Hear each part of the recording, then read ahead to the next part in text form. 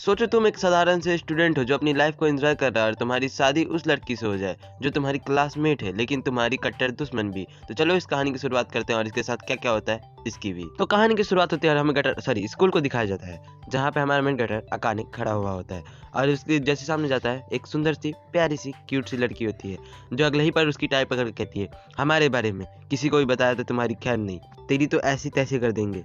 तभी हमारा main character भी कहता है इसी लड़की से मेरी शादी हुई है जिससे मैं दुनिया में सबसे ज्यादा नफरत करता हूँ, मेरी क्लासमेट। अब कहानी 4 दिन पीछे की तरफ जाती है जहाँ पे यही लड़की हमारे मेन कैरेक्टर को कह रही होती है कि क्या क्या तुम इसे नहीं करने वाले, तुम इसे कर क्यों नहीं लेते हो। तभी साइतो कहता है मुझे ये फालतू की चीजें करने का कोई भी शौक नहीं है। अगानी कहती है ये फालतू नहीं, ये तुम्हारा होमवर्क है जो तुम्हें करना है। तो साहित्य कहता है कि मुझे ये काम करना बिल्कुल पसंद नहीं है, मुझे बहुत बोरिंग लगता है, अगर तुम्हारे पास ज्यादा ही टाइम है तो जाके अपनी होमवर्क करो ना, तुम जाके पढ़ाई करो। तभी अकानी कहते हैं कि मुझे तुम्हारा ये बेकार का एटीट्यूड बिल्कुल भी पसंद नहीं है। तभी वहाँ पे अकानी की दोस्त हिमावारी आ जाती है और वो आते ही अकाने से कहती है कि छोड़ो ना गुस्सा। तभी अकाने भी कहते हैं ये सब इस लड़के की गलती है। तभी अकाने से हिमावारी पूछती है कि तुम ऐसे ही साइतो से हमेशा झगड़ती क्यों रहती हो। तो ये बहुत गहरी सोच में चली जाती है और उसके बाद कहती है कि ऐसे तो कोई रीजन नहीं है, बट मैं इसका शक्ल जब भी देखती हूँ तो मेरा खून अपने आप से ही खौलने लगता है। साइतो भी कहता है क्या तुम मुझे कोई कीड़ा समझती हो। तभी साइतो की क्लास में साइतो की बहन आ जाती है जो स्कूल में काफी ज्यादा ही पॉपुलर है, दिखने से ही लग रहा है। इसका नाम सीजन है और ये आते ही अपने भाई के सर पे हाथ फेरने लगती है कि ये भी जानती है अकाने का गुस्सा ये बिना बात के ही सहता रहता है। तभी हमारी अकाने से कहती है कि तुम साइतो से इतना झगड़ते रहती हो, मुझे तो लगता है तुम उसे पसंद करने लगी हो। तभी ये कहती है क्या वो दुनिया में आखिरी लड़का भी बचा होगा तो भी मैं उसे पसंद नहीं करने वाली। साइतो कहता है कि ये तो मुझे कहना चाहिए कि तुम दुनिया में आखिरी लड़की भी होगी तो मैं तुम्हें पसंद नहीं करने वाला। और इन दोनों का यही झगड़ा हमेशा चलते ही रहता है। तभी हमारा मेन कैरेक्टर अपने घर की तरफ जा रहा होता है, तभी उसे फोन आता है और फोन में कोई कहता है कि अकाने तुम कहाँ पे हो। तो ये कहता है हेलो ग्रैंडपा, मैं अभी बिजी हूँ, मैं नहीं आ सकता। तो वो उसका दादा कहता है कि ग्रैंडपा तुम भी तो मेरे कंपनी के आखिरी वारिस हो और अपने दादा के लिए तुम थोड़ा सा टाइम भी नहीं निकाल सकते। और अगले ही पल में हम देखते हैं कि अकाने के आरे पारी मतलब बहुत सारे बॉडीगार्ड और गाड़ी आ जाती है। उसके बाद हमारा मेन कैरेक्टर कहता है कि मैं तो यहाँ पे घेर चुका हूँ तो मैं भाग भी नहीं सकता, तो मेरे लिए अच्छा यही होगा। तभी बॉडीगार्ड कहता है आइए सर बैठिए गाड़ी में। उसके बाद वो बैठ जाता है, उसके बाद बैठा के कहीं लेके जाने लगते हैं। तभी हमारा मेन कैरेक्टर कहता है मैं तो अब यूज टू हो चुका हूँ, मेरे दादू हमेशा ही ऐसे ही करते हैं। वैसे ये जो कंपनी है ये जब बैंक करप्ट होने की कगार पे थी तब साइतो के दद्दू ने आके इस कंपनी को एक बहुत बड़ा एम्पायर में बदल दिया था। 60 साल होने के बाद भी इनकी शार्प माइंड मतलब इनका जो माइंड है वो बहुत ज़्यादा तेज है। तभी ड्राइवर कहता है साइतो को कि शायद से वो आपकी बात नहीं मानने वाले, लेकिन जो मास्टर है वो आपसे बहुत ज़्यादा प्यार करते हैं मास्टर, और वो आपके पिता जैसे नहीं है। तभी साइतो एक घर के बाहर बैठा हुआ होता है। तभी वहीं पे अकाने कहती है कि तुम यहाँ पे क्या कर रहे हो लीचर बच्चे। तो वो कहता है कि मुझे तो मेरे दादाजी ने बुलाया है, तो तू यहाँ पे क्या कर रही है ये बता। तो कहती है कि मुझे मेरी ग्रैंडमा ने बुलाया यहाँ पे, मुझे तो लग रहा था कि वो मुझे खाने के लिए यहाँ पे बुलाई होगी, लेकिन तुझ जैसे बदसूरत को देख के मेरा पूरा मूड खराब हो गया। उसके बाद हमारा मेन कैरेक्टर कहता है चल निकल यहाँ से, मुझे यहाँ पे अकेला छोड़। अकाने भी गुस्सा होकर वहीं पे बैठ जाती है, कहती है मैं अब तो यहाँ से जाने नहीं वाली और जल्दी जल्दी मुझसे माफी मांगो वरना मैं तो यहाँ मैं चिल्लाती ही रह जाऊंगी। अभी साइतो भी कहता है यार तुम कितनी बोर करती रहती हो, जाके मुझे जहाँ भी जाता हूँ वहाँ पे परेशान करते हो। तभी सामने से एक गाड़ी आती है जहाँ से साइतो का दादा और अकाने की दादी निकलती है और ये सब देखने के बाद ये दोनों के दोनों शौक हो जाते हैं, एक दूसरे की तरफ देखने लगता है। तभी साइतो का दादा कहता है कि चलो तुम दोनों अंदर चलो। तब ये दोनों घर के अंदर आते हैं और इन्हें भी पता नहीं पर कोई बात का सेलिब्रेशन हो रहा होता है, लेकिन साइतो को दाल में कुछ काला लग रहा होता है। तभी अकाने और साइतो के बीच में किसी बात को लेकर फिर से बहस चालू हो जाती है। तो वैसे इनको झगड़ता देख के इनके दादा दादी दोनों हंसने लगता है और कहते हैं कि आखिरकार तुम दोनों एक दूसरे के साथ कितने अच्छे दिखते हो। साइतो कहता है कि क्या बात कर रहे हैं आप। उसके बाद फिर से साइतो पूछता है कि आप दोनों ने हमें यहाँ पे क्यों बुलाया है। तभी यूनियन बन के दोनों कहते हैं तुम दोनों की शादी के लिए। ये सब सुनने के बाद दोनों के मुंह से खाना छूट जाता है। साइतो शॉक हो जाता है कि इस लड़की से शादी करना है। और ये अकाने भी कहती है शादी, मैं तो अभी हाई स्कूल में हूँ, शायद ही ये मजाक कर रहे होंगे। लेकिन फिर से दद्दू बताना शुरू करते हैं कि ये दोनों भी इनकी तरह एक ही स्कूल में पढ़ते थे और एक दूसरे से काफी ज्यादा नफरत करते थे और कुछ सालों बाद इनके पेरेंट्स ने इनकी अलग अलग जगह शादी करा दी। उसके बाद सातो की दादी ने सातो के दादा को छोड़ दिया 10 साल पहले, और अकाने की दादी को भी मतलब उसके दादा पहले ही बहुत साल पहले निपट चुके हैं, मतलब काफी वक्त गुजर चुका है। और तभी से सातो के दादा ने आज तक अकाने की दादी को रात को सहारा दिया है और बताते हुए कहते हैं कि हम दोनों ने कुछ टाइम तक एक साथ रहा और हमने रियलाइज किया कि हम काफी ज्यादा खुश हैं। और उसके बाद हमारे दिमाग में ख्याल आया कि हमारी जिंदगी कैसी होती अगर हम छोटे से ही एक दूसरे के साथ रहते। हम तो नहीं कर सकते, लेकिन अब तुम्हारी शादी होगी और तुम दोनों एक साथ रहोगे। और उसके बाद उसकी दादी भी मतलब पूछती है अकाने मेरी ये छोटी सी बात मानोगी ना। अकाने कहती है कि ये शादी कोई मजाक नहीं, शादी उससे की जाती है जिससे हम प्यार करते हैं, ये ना कि कोई भी आपकी शादी जबरदस्ती करा दे। सातो भी कहता है कि मेरा भी शादी करने का कोई भी इरादा नहीं है और बिना मेरी इजाजत के मेरी शादी कराना कानूनन अपराध है। उसके बाद वो भी कहते हैं मुझे पता था तुम मेरी बात नहीं मानने वाले। कुत्ते को लाया जाए, उसका देख कुत्ते की तरफ दिखाया जाता है, जिस कुत्ते को दिखाते हुए उसके दादा कहते हैं कि अगर तुम मेरी बात नहीं मानने वाले तो हम अपनी कंपनी को उसके हवाले कर देंगे, मतलब उसको अपनी कंपनी का नया वारिस बना दूंगा मैं, जो मुझे कचरे में मिला है। तो साइतो भी कहता है कि अगर आपने ऐसा किया तो हमारी कंपनी खत्म हो जाएगी, तो ये भी मुझे पता है, क्या तुम नहीं करने वाले शादी? तभी अकाने की दादी उसे अपने पास बुलाती है और उसके कान में कुछ कहती है, जिससे सुन के हमारी अकाने भी घबरा जाती है। उसके बाद दद्दू कहते हैं तो बताओ क्या है तुम दोनों का फैसला, तुम्हारे पास पूरे 1 मिनट है, सोच लो, उसके बाद बता देना। चलो गरीबों को 3 दिन का वक्त देता। उसके बाद दादू और दद्दू चले जाते हैं और ये दोनों यहीं पे रह जाते हैं। अकाने पूछती है क्या तुम मुझसे शादी करने के लिए हाँ कर दोगे? तभी साइतो भी कहता है मुझे नहीं पता, लेकिन क्या तुम कर दोगे? और तुम्हारी दादी ने तुमसे क्या कहा? तो वो भी कहते हैं वो तुम्हारे बस की बात नहीं, और रोने लगते। तभी हमारा मेन कैरेक्टर गुस्सा हो जाता है और वो भी गुस्से होकर दूसरी तरफ देखने लगती है। उसके बाद अकाने के रूम की तरफ हमें दिखाया जाता है, जहाँ पे अकाने कह रही होती है कि हमेशा साइतो फर्स्ट आ जाता था और मैं उसकी वजह से हमेशा सेकंड आती थी, जो देख के मुझे काफ़ी ज़्यादा गुस्सा आता था। अब इसके बाद वो अपनी फ्रेंड को कॉल लगाती है, जो और कोई नहीं हिमावारी होती है। हिमावारी से कहती है कि मैं तुमसे कुछ पूछना चाहती हूँ, क्या तुम्हारी फैमिली किसी से तुम्हारी ज़बरदस्ती शादी कराए और तुम उसे बिल्कुल पसंद भी नहीं करती, तो क्या तुम उससे शादी करोगी? तो हिमावारी भी कहती है हाँ मैं नहीं करूँगी, मैं नो कह दूंगी, मैं वैसे भी दूसरे कोई को पसंद करती। कहानी कहती क्या तुम किसी को पसंद करती हो? तो हिमावारी भी कहती है हाँ, लेकिन मैं अभी तुम्हें नहीं बताने वाली मैं किसे पसंद करती हूँ। क्या तुम किसी को पसंद करती हो? कहानी कहती है नहीं, मैं किसी से प्यार तो नहीं करती, लेकिन मैं किसी को जान से मारना चाहती हूँ, अगर वो मर जाए तो पूरी प्रॉब्लम सॉल्व हो जाए। तो हिमावारी कहती है अगर तुम किसी को पसंद नहीं करती तो तुम्हें शादी कर लेना चाहिए, उसमें क्या प्रॉब्लम है? उसके बाद कहानी कहती है कि कोई रीजन तो होना चाहिए किसी शादी करने के लिए, अगर वैसे भी शादी के बाद उसने मेरे साथ कुछ गलत किया। कहती है कि इसमें गलत क्या है, फिर तुम्हारे और उसके कुछ प्यारे प्यारे बच्चे हो जाएंगे। तो मतलब अकाने ये सब सुनने के बाद काफी ज्यादा शर्मा जाती है, कहते हैं कि ऐसा मत बोलो। और यहाँ सातो भी मुसीबत में था, वो कहता है कि उसकी जगह कोई और होता तो मैं साथ शादी के लिए मान जाता, लेकिन वो उसके साथ तो मैं नहीं करने वाला। तभी उसकी एक बहन आती है और कहती है कि एक सेकंड ब्रदर, तुम क्या सोच रहे हो?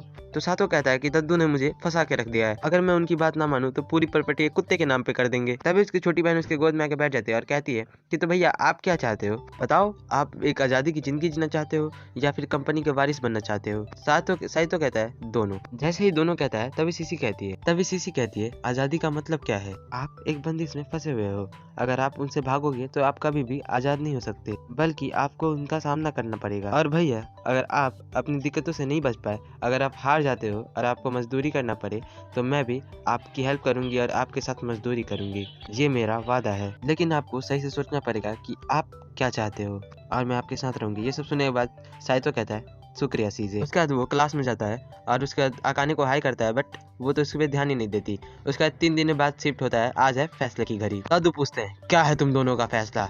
तभी ये दोनों के दोनों कहते हैं मैं तैयार हूँ। और ये दोनों के दोनों ही हैरान हो जाते हैं, क्योंकि दोनों ने सेम आंसर को चूज किया। उसके बाद अकाने कहती है मैंने शादी के लिए हाँ तो कर दी, पर मैं तुझसे प्यार नहीं करती, समझ गए चूतिए बच्चे, हरामखोर।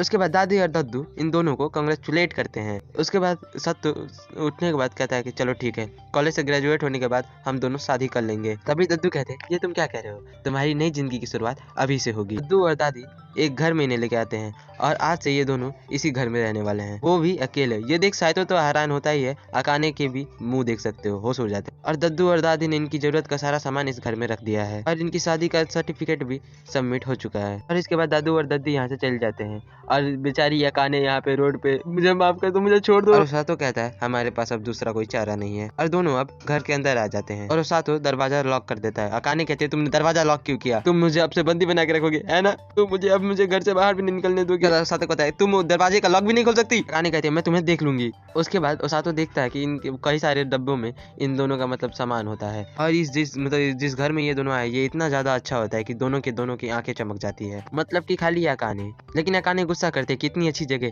सिर्फ सातों की वजह से पूरी नरक जैसी लग रही है मुझे। उसके बाद ये दोनों बाथरूम देखते हैं जो कि बहुत ज्यादा बड़ा होता है। उसके बाद स्टडी रूम जो और भी अच्छा होता है। सब अपने रूम को सातों देख ही रहा होता है, तभी पीछे से आवाज आती है चिल्लाने की। तभी कहता है क्या हुआ, तभी जाके देखता है तो एक बेडरूम में एक ही बेड है, जहाँ जिसपे इन दोनों को सोने के लिए एक ही बेड मिला हुआ है। ये देखते ही साइतो तुरंत दद्दू को कॉल करता है और दद्दू कहते हैं तुम दोनों की शादी हो चुकी है, तो जाओ वहीं पे रहो, अपना मैटर तुम खुद सॉल्व कर लो। और ये सब तो एक रूल की तरह है, तो एक ही संग रहो। और दादी भी साइड से गुड लक विश कर देती है। उसके बाद साथ कमरे में देखने लगता है कि यहाँ पे कोई कैमरा वैमरा तो नहीं रखा हुआ है। कहानी कहती है अब तुम मेरे ऊपर किसी जानवर की तरह झपट्टा मारोगे ना, मैं चिल्लाऊं चीखूं या फिर किसी भी बात से मैं चिल्लाती रहूं, लेकिन तुम नहीं छोड़ने वाले, जिससे मुझे इतना दर्द होगा कि मैं स्कूल भी नहीं जा पाऊंगी। सही तो कहता है खेबड़ी पागल की बच्ची बहन की पकौड़ी, तू ऐसी कैसी बातें कर रही है तू यहाँ पे। अकानी कहती है कि ये सब तुम्हारी ही बातें, तुम लड़कों की सोच ही ऐसी रहती है, इसीलिए तुम मेरे करीब भी मत आना।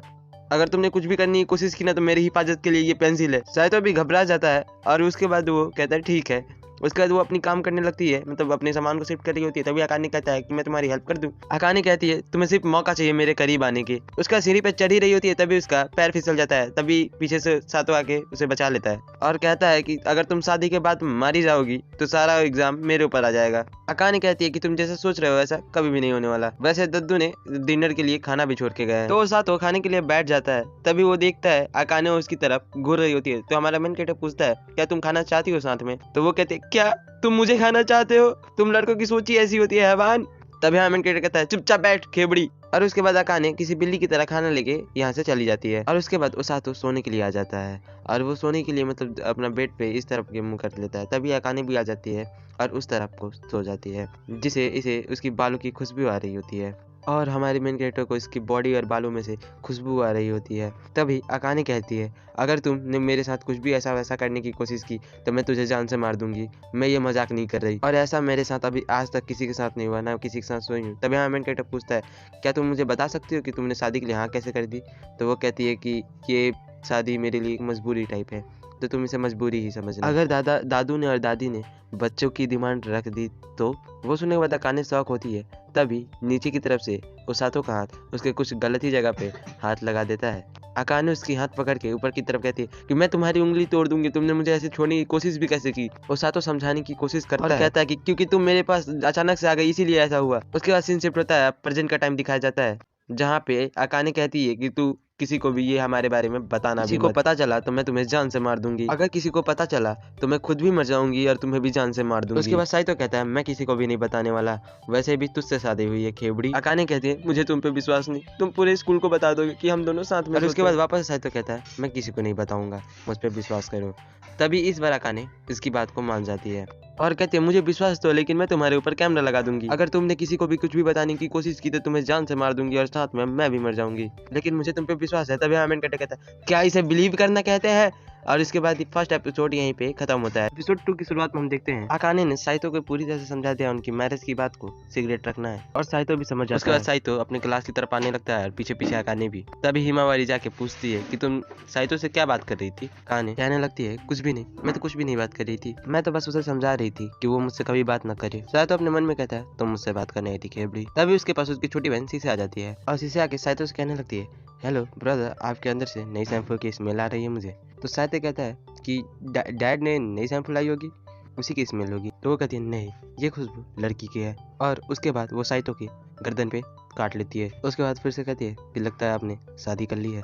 तभी साइतो शौक हो जाता है। वैसे भी शीशे को पहले ही अपने दद्दू पे शौक था कि यही सब करने वाला है वो, इसलिए वो उसने अपने दद्दू पे थोड़ी जांच पड़ताल की। अब वो सारी बातें जान चुकी है, ये भी कि साइतो ने किससे शादी की है। और नाम चिल्लाने ही वाली होती है कि साइतो उसका मुंह पकड़ लेता है और उसे वहाँ से ले जाता है। क्लास के बाहर आके शीशे कहती है आपने शादी करने से पहले मेरी इजाजत भी नहीं ली, अब बस आपको इसका हर्जाना भरना पड़ेगा। साइतो तो बताओ क्या चाहिए तुम्हें मुझसे? शीशे कुछ देर सोचने के बाद कहती है मैं आपको सोच के बताऊंगी, क्योंकि आपकी जिंदगी अब मेरे इन दोनों हाथों में है। और इसके बाद साइतो अपनी क्लास में आके बैठ जाता है, लेकिन तभी अकाने उस पे आके चिल्लाने लगती है और कहने लगती है कि तुमने साफ सफाई की ड्यूटी के बाद आज सारे सामान को अच्छे से क्यों नहीं रखा? साइतो कहता है क्योंकि हमारे बाद अगली क्लास को हमारे सामान की जरूरत थी, इसीलिए वो सारे सामान को मैंने वहीं पे छोड़ दिया। उसके बाद हिमावारी कहती है तो शायद से हमने गलती कर दी, क्योंकि हमने सारे सामान को वापस अरेंज कर दिया था। Oh damn it. इसके बाद अकाने कहती है अगर हमारे स्कूल पे कोई मीटेरियल आके गिर जाता तो अगली क्लास होती ही नहीं, तो ना हमें ये सब सरियाने की जरूरत पड़ती। तभी साइतो कहता है चुप कर पागल औरत। इनका यही नोक झोंक देख के सारी क्लास कहती है इनका तो अब हर दम का है, हर दिन इनका ऐसा ही चलता ही रहता है, प्यारा नोक झोंक। तो हिमावारी ने बताती है कि क्योंकि तुम दोनों इतना झगड़ते रहते हो इसलिए तुम दोनों स्कूल में काफी ज्यादा फेमस होने लगे हो। यहाँ तक कुछ स्टूडेंट भी इन्हें प्यारा शादीशुदा जोड़ा कहते हैं। अकाने हम शादीशुदा तो नहीं है। उसके बाद साइतो मन में कहता है लेकिन सच यही है कि हम शादीशुदा हैं। उसके बाद सीन से टूटता है, हमें घर का सीन दिखाया जाता है जहाँ पे अकाने गुस्सा होती है किसी बात को लेकर। तभी साइतो पूछता है क्या बात है तुम्हें, किस लिए गुस्सा हो? तो वो बताती है कि ये फ्रिज में इतने सारे जूस किसने रखी है? मौसम्बी गई। तो साइतो कहता है ये सारी मैंने रखी है क्योंकि इसमें बहुत सारी विटामिन होती है, और ये देखो यहाँ पे मैंने बहुत सारी खाने की आइटम्स भी रखी है। ये सब देखने के बाद ये शौक हो जाती है। तभी कहता है ये लो प्रोटीन पाउडर, इसे पियो, बहुत मजा आता है जूस के साथ मिला के, एक बार पीना चाहोगी? तो ये कहती नहीं नहीं मैं तो ये कभी भी नहीं पीना चाहूंगी, इसमें ये जहर है सारी की सारी आर्टिफिशियल, इसे तुम दोबारा मेरे सामने भी मत लेके आ जाना, आर्टिफिशियल चीजें। तभी ये कहता है अरे एक बार पी के तो देखो। वो कहती है नहीं नहीं मुझे नहीं पीना। वो कहता है एक बार ट्राई तो करो, एक बार। कहती है इसे दूर लेके चले जाओ। साइतो कहता है मैंने इसे बनाने के लिए बहुत मेहनत की है, तो इसके टेस्ट पे मत जाना, ये बहुत पौष्टिक है। तो अकाने कहती है ये ऐसी चीजें खाता रहेगा तो मर जाएगा, अगर ये मर जाएगा तो मेरी दादी मेरी सपने को पूरा नहीं होने देगी, मुझे इसे जिंदा रखना होगा, अच्छा खाना इसे खिलाना होगा, वरना ये मर जाएगा तो पूरा एग्जाम मेरे सर पे लगेगा। साइतो तो कहता है अमृत तो मेरे हाथ में। अब अकाने खाना बनाने के लिए हो जाती है तैयार, और ये खाना बनाते हुए खुश होती है कि मैं खाना बनाऊंगी तो साइतो खा के जिंदा तो रहेगा ही, और मेरे हाथों का मेरे खानों का दीवाना हो जाएगा। तभी साइतो कहता है ये ऐसे हंस क्यों रही है, मेरे खाने में जहर तो नहीं मिला रही, मैं मर जाऊंगा तो इसके ही नाम पे सारी जाएगी। उसके बाद ये दोनों खाना खाने के लिए बैठ जाते हैं। उसका अकाने कहती है सोच क्या रहे हो, खा लो खा लो। उसके बाद वो पहले खानों को चेक करता है कि जहर तो नहीं है, उसके बाद वो एक पीस अपने मुंह में रखता है, और जैसे ही खाता है उसे फ्लैशबैक आने लगती है, एक छोटी सी और बुरी फ्लैशबैक। उसके बाद अकाने पूछते हैं कैसा बना है खाना, तो ये कहता है एक मामूली खाना, एवरेज, जो घर पे ही बनता है, मामूली सा एक साधारण का खाना। तभी अकाने उसके सामने से प्लेट घिसते हुए कहती है अगर साधारण है तो खुद से बना के खा ले, मैं नहीं देने वाली आज का खाना, भूखे रे मैं किसी कुत्ते को खिला दूंगी। तभी साइतो कहता है कि नहीं नहीं मैं खा लूंगा मैं खा लूंगा। और इसी बहस के बीच ये खाना खाने लगता है और पूरा खा जाता है। साइतो ने खाना खा के पूरा खत्म कर दिया होता है और ये इसका पेट तो भर गया होता है, लेकिन अकाने उसे मार रही होती है कि चोर ने मेरा पूरा खाना चुरा लिया। उसके बाद साइतो सो जाता है तो अकाने उसे जगाने लगती है, लेकिन साइतो तो सपने में था जो अपनी बहन के साथ सोया हुआ था। तभी उसे कहता है अरे सीसी मुझे मत जगाओ ना, मुझे सोने दो। क्या क्या उसका हाथ पकड़ के बेड पे उसे ही खींच लेता है और उसे अपने पास सुला देता है। तो वो थोड़ी सी शर्मा जाती है, उसके बाद उसे कुत्ते की तरह मारती है। उसके बाद कहता है अरे अरे मैं उठ गया। उसके बाद ये माफ़ी मांगता है। उसके बाद हमें पता चलता है अकाने साइतो को जगाने के लिए इसीलिए आई थी क्योंकि उसने अपने बर्तन को साफ नहीं किया था। वो कहती है कल रात मैंने खाना बनाया था तो बर्तन साफ करने की जिम्मेदारी तुम्हारी है। तो साइतो कहता है अरे नहीं नहीं प्लेट यूज़ करती रहो, जैसे ही ये टेरिस को सूने लगेगा मैं सारे साफ कर दूंगा। अकाने कहती है लेकिन तुम अभी करो। अगले सीन में फिर से अकाने साइतो को डांट रही होती है क्योंकि वो जहाँ जा रहा होता है वहाँ पे कचरा फैला रहा होता है। साइतो कहता है कि तो क्या हो गया, वैसे महीने में एक बार तो कचरे को फेंका जाता है। और उसकी बातें सुनने के बाद अकाने कहती है क्या तुम क्या कहने जा रहे हो, तुम इंसान ही हो ना, घर में साफ सफाई हरदम रखा जाता है ना कि एक महीने में एक दिन। साइतो कहता है मुझे साफ सफाई वैसे भी खास कोई पसंद नहीं। तो वो कहती है मेरी इस आदमी से शादी हुई है, सबसे शर्मिंदगी की बड़ी बात मुझे तुम्हारे साथ रहना पड़ रहा है। साइतो कहता है जब तक कोई अर्जेंट काम ना हो तब तक तुम मुझे दोबारा बुला के मेरा टाइम वेस्ट मत करना। उसके जाते हुए स्कूल की तरफ ये दो साइतो सोचता है कि हम दोनों अलग अलग चीज़ों के अलग अलग नज़रिए से देखते हैं, पता नहीं हम साथ कैसे रह पाएंगे। उसके बाद अगले सीन में हमें दिखाया जाता है साइतो गेम खेल रहा होता है। तभी अकाने कहती है ये तुम फालतू सा गेम खेलना बंद करो, मुझे पढ़ाई करने में डिस्टर्बेंस हो रही है। तो कहता है ये कोई खराब गेम नहीं। अकाने अपनी आंखें बंद कर लेती है क्योंकि ये एक फालतू सा जॉम्बी किलिंग गेम था। और अकाने कहती है पता नहीं ये फालतू सा दूसरों को मारने वाला गेम क्यों इन्हें पसंद आता है। उसके बाद अकाने साइतो से उसकी गेमिंग कंट्रोलर छीनने लगती है और कहते हैं ये मेरे घर में ऐसी चीजें नहीं होंगी। तो साइतो भी कहता है ये मेरा भी घर है। तभी घर की बेल बजती है, मतलब बेल बजती है। तभी कहती है मैं जाता हूँ, जाके खोल के आती हूँ। तभी हमारा मेन गिर जाता है और जो टीवी होता है उसके प्लगिंग को भी वो उखाड़ देता है, जिसकी वजह से वो स्विच ऑफ हो जाता है। तभी अकाने कहती है तुम्हारा सारा घर का सामान आ चुका है। तभी साइतो बहुत ज़्यादा डिप्रेस हो गया होता है क्योंकि उसकी पूरी मेहनत डूब चुकी है, मुझे ही पता है। उसके बाद वो अपने रूम में आ जाता है, मतलब कि स्टडी रूम में आके अपने बाकी का सामान जमाने लगता है। उसके बाद वो बाथरूम में नहाने के लिए आता है, मतलब कि वो नहाने के लिए बिल्कुल ही तैयार था, लेकिन जैसे ही वो बाथरूम की तरफ जाता वो दरवाजा खुला था लेकिन उसके अंदर अकाने थी और रेडी नहा रही थी, इसलिए साइतो तुरंत ही वहाँ से भाग जाता है और उसके बाद वो यहाँ से जाने लगता है। तभी उसे याद आता है कि अंदर तो मैं गया, उसने मेरे ऊपर ध्यान भी नहीं दिया, शायद वो बेहोश तो नहीं हो गई। उसके बाद वो ढकढकाते हुए कहता है कि हेलो तुम वहीं पे ही हो ना, मर और तो नहीं गई वरना मेरा ही नाम लग जाएगा। तभी अंदर से कोई आवाज़ नहीं आता तो वो अंदर आके चेक करता है तो यहाँ पे देखता है कि अकाने सो गई होती है। नहाते हुए कौन सोता है यार। उसके बाद देखता है कि अकाने सो गई है और उसमें बड़बड़ा रही है कि आखिरकार तुम हार मान ही गए, चलो ठीक है मैं तुम्हें अपने कुत्ते के घर में रहने के लिए इजाज़त देती हूँ। तो ये कहता है ये क्या बोल रही है ये औरत। अभी ये सोचता है मैं चला जाऊँ, लेकिन मैं चला जाऊँगा तो ये पानी में डूब ना जाए, इसलिए उसे उठाने की कोशिश करता है, लेकिन ये वहाँ से लेके जाता तभी उसका पैर फिसल जाता है और ये दोनों एक गलत पोजीशन में जाके गिर जाते हैं, जिसकी वजह से मतलब अकाने की भी नींद खुल जाती है और कहती क्या यहाँ पे क्या चल रहा है, क्या तुम मुझे एक्सप्लेन कर सकते हो, लेकिन तुम मेरे साथ कुछ गलत करने की कोशिश तो नहीं कर रहे थे। तो कहता नहीं नहीं मैं तुम्हें बता सकता हूँ क्या चल रहा है यहाँ पे। तभी वो अकाने इसे गाली देना शुरू कर देती है तो ये भागते हुए कहता है कि मैंने तुम्हारे साथ कोई भी गलत काम नहीं किया है, तुम मुझे गाली मत दो। तो वो कहते लेकिन तुमने मुझे ऐसी इस तरीके से देख तो लिया है, वो भी ऊपर से लेके नीचे तक। तो साइतो कहता है हाँ भाई शर्मिंदा हो। तो अकाने वापस से उसे गाली देना शुरू कर देती है। उसके बाद अकाने अपने बाल को सुखा रही होती है और सुखाते हुए कहती है कि उसने मुझे बिना कपड़ों के देख लिया, लेकिन मैं नहाते वक्त सो गई थी तो शायद वो मेरी मदद करने के लिए आया होगा। साइतो को देखते हैं जो सोते हुए पड़ रहा होता है, तभी उसके बगल में मतलब कि अकाने आके सो जाती है, मतलब कि लेट जाती है।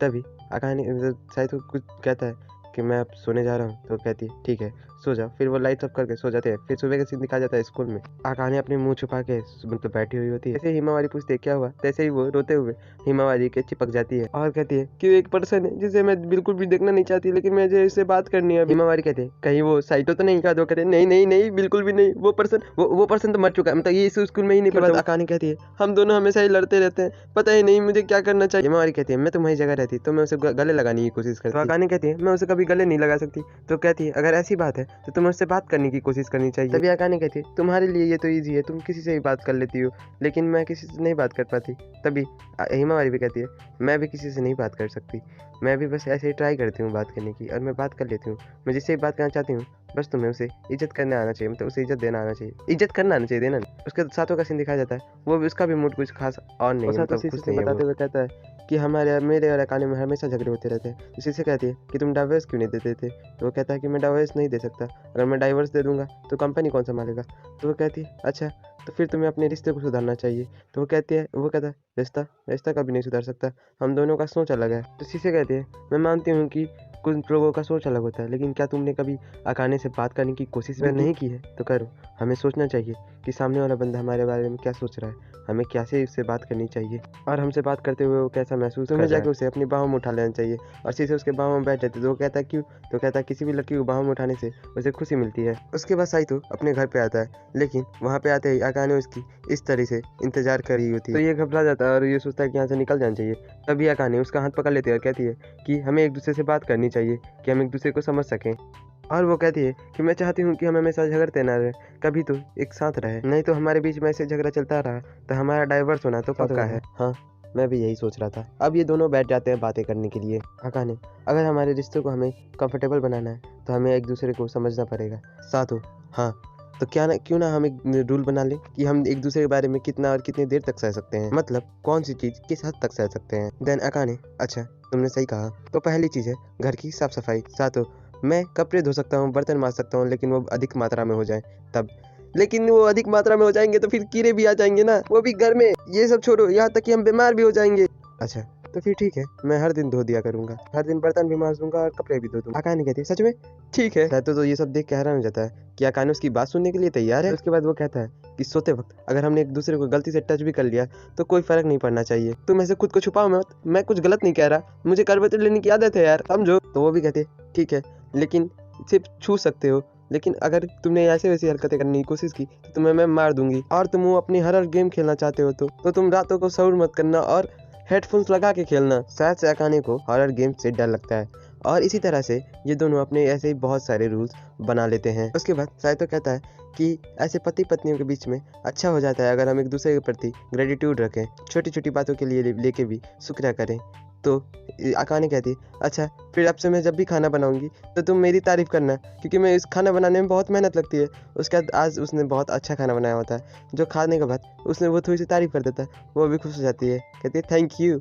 और उसके बाद वो जाके अपनी मतलब खाने खाने के बाद बर्तन मज देता है। और साइतो क्या वो यही लड़की है जो हमेशा मुझ पर गुस्सा करती रहती थी, मुझे गालियां बकती रहती थी? तभी अकाने यहाँ साइतो की बर्तन धोने में मदद करने के लिए आती है। साइतो को उसकी अपनी आंखों पे यकीन ही नहीं होता, कहीं मैं सपना तो नहीं देख रहा हूँ ना, विश्वास तो नहीं हो रहा होता, लेकिन वो फिर भी कहता है थैंक्स, तो मेरी मदद करने के लिए यहाँ पे आई हो। और वो भी मुस्कुरा के कहते हैं यूर वेलकम। उसके बाद वो हमारा मेन कैरेक्टर कहता है मैंने हमेशा इससे झगड़ा किया है, लेकिन मैंने कभी इस पे ध्यान नहीं दिया कि ये मुस्कुराते हुए बहुत ज्यादा ही क्यूट दिखती है। और दोस्तों इसी के साथ एपिसोड 2 भी मतलब एंड हुआ।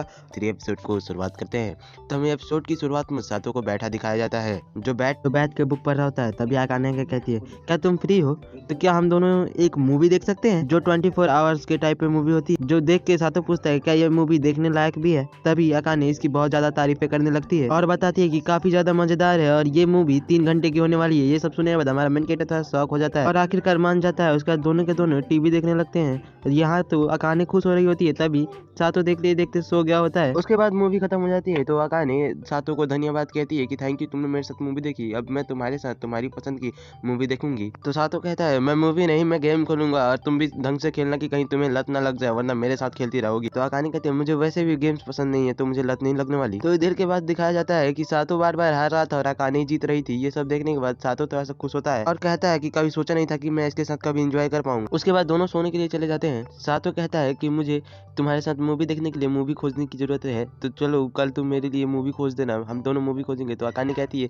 कि मुझे आपसे तुम मत कहो, तुम मेरा नाम लो। और उसके बाद हम सातो नाम लेता है उसका, उसके बाद दोनों के दोनों शर्माने लगते हैं। और अगले सीन में सातो स्कूल में सोया होता है और उसका इरेजर अकाने उठा के उसके डेस्क पे रख देती है। ये सब हिमावारी भी देख लेती है और हिमावारी कहती है कि यार तुम सातो इसको ज्यादा नफरत करने लगी हो, कि तुम मुझसे बोलना भी नहीं। तो ये कहती है नहीं कोई ऐसी बात नहीं है, और वो गलती से सातो का नाम ले लेती है। वो सुनने के बाद हिमावारी कहते सातो, उसके बाद वो और कहते हैं अभी तुमने मुझे सातो कहा। अकाने काफी ज्यादा शर्मा जाती है और कहती है कि मुझे घर जाना है, मुझे जल्दी जाना है, और कह के वहाँ से भाग जाती है। हिमावारी कहती है अभी तो फर्स्ट पीरियड भी नहीं खत्म नहीं हुआ, तो तुम घर क्या करने जा रही हो। शीशे आके सातो का आंख बंद कर देती है और कहती है कि पहचानो मैं कौन हूँ। तो सातो भी पहचान लेता है, लेकिन उसका हाथ ना काफी गीला था और उसका आंख गीला हो गया था। तो वो पूछता है कि आखिरकार तुमने ऐसा क्यों किया। शीशे कहते हैं कि मैं तो तुम्हारी आंखों का ध्यान रख रही थी और मुझे पता है मैं काफी ज्यादा ही अच्छी हूँ, और आखिरकार तुम्हारे और अकाने के बीच में अब कैसा चल रहा है। तो सातो कहता है कि काफी बढ़िया चल रहा है, अब हम दोनों ने एक दूसरे से बात करना सीख लिया और कामों को भी हमने सेपरेट कर लिया है, तो हम दोनों एक एक काम कर लेते हैं, तो इसकी वजह से सारी अच्छी चल रही है। उसके बाद ना अकाने को वो सातो बुला लेता है। तो अकाने कहती है चिल्लाते हुए कि तुमने मुझे यहाँ पे क्यों बुलाया, मैंने बताया था ना स्कूल में नहीं बोलना।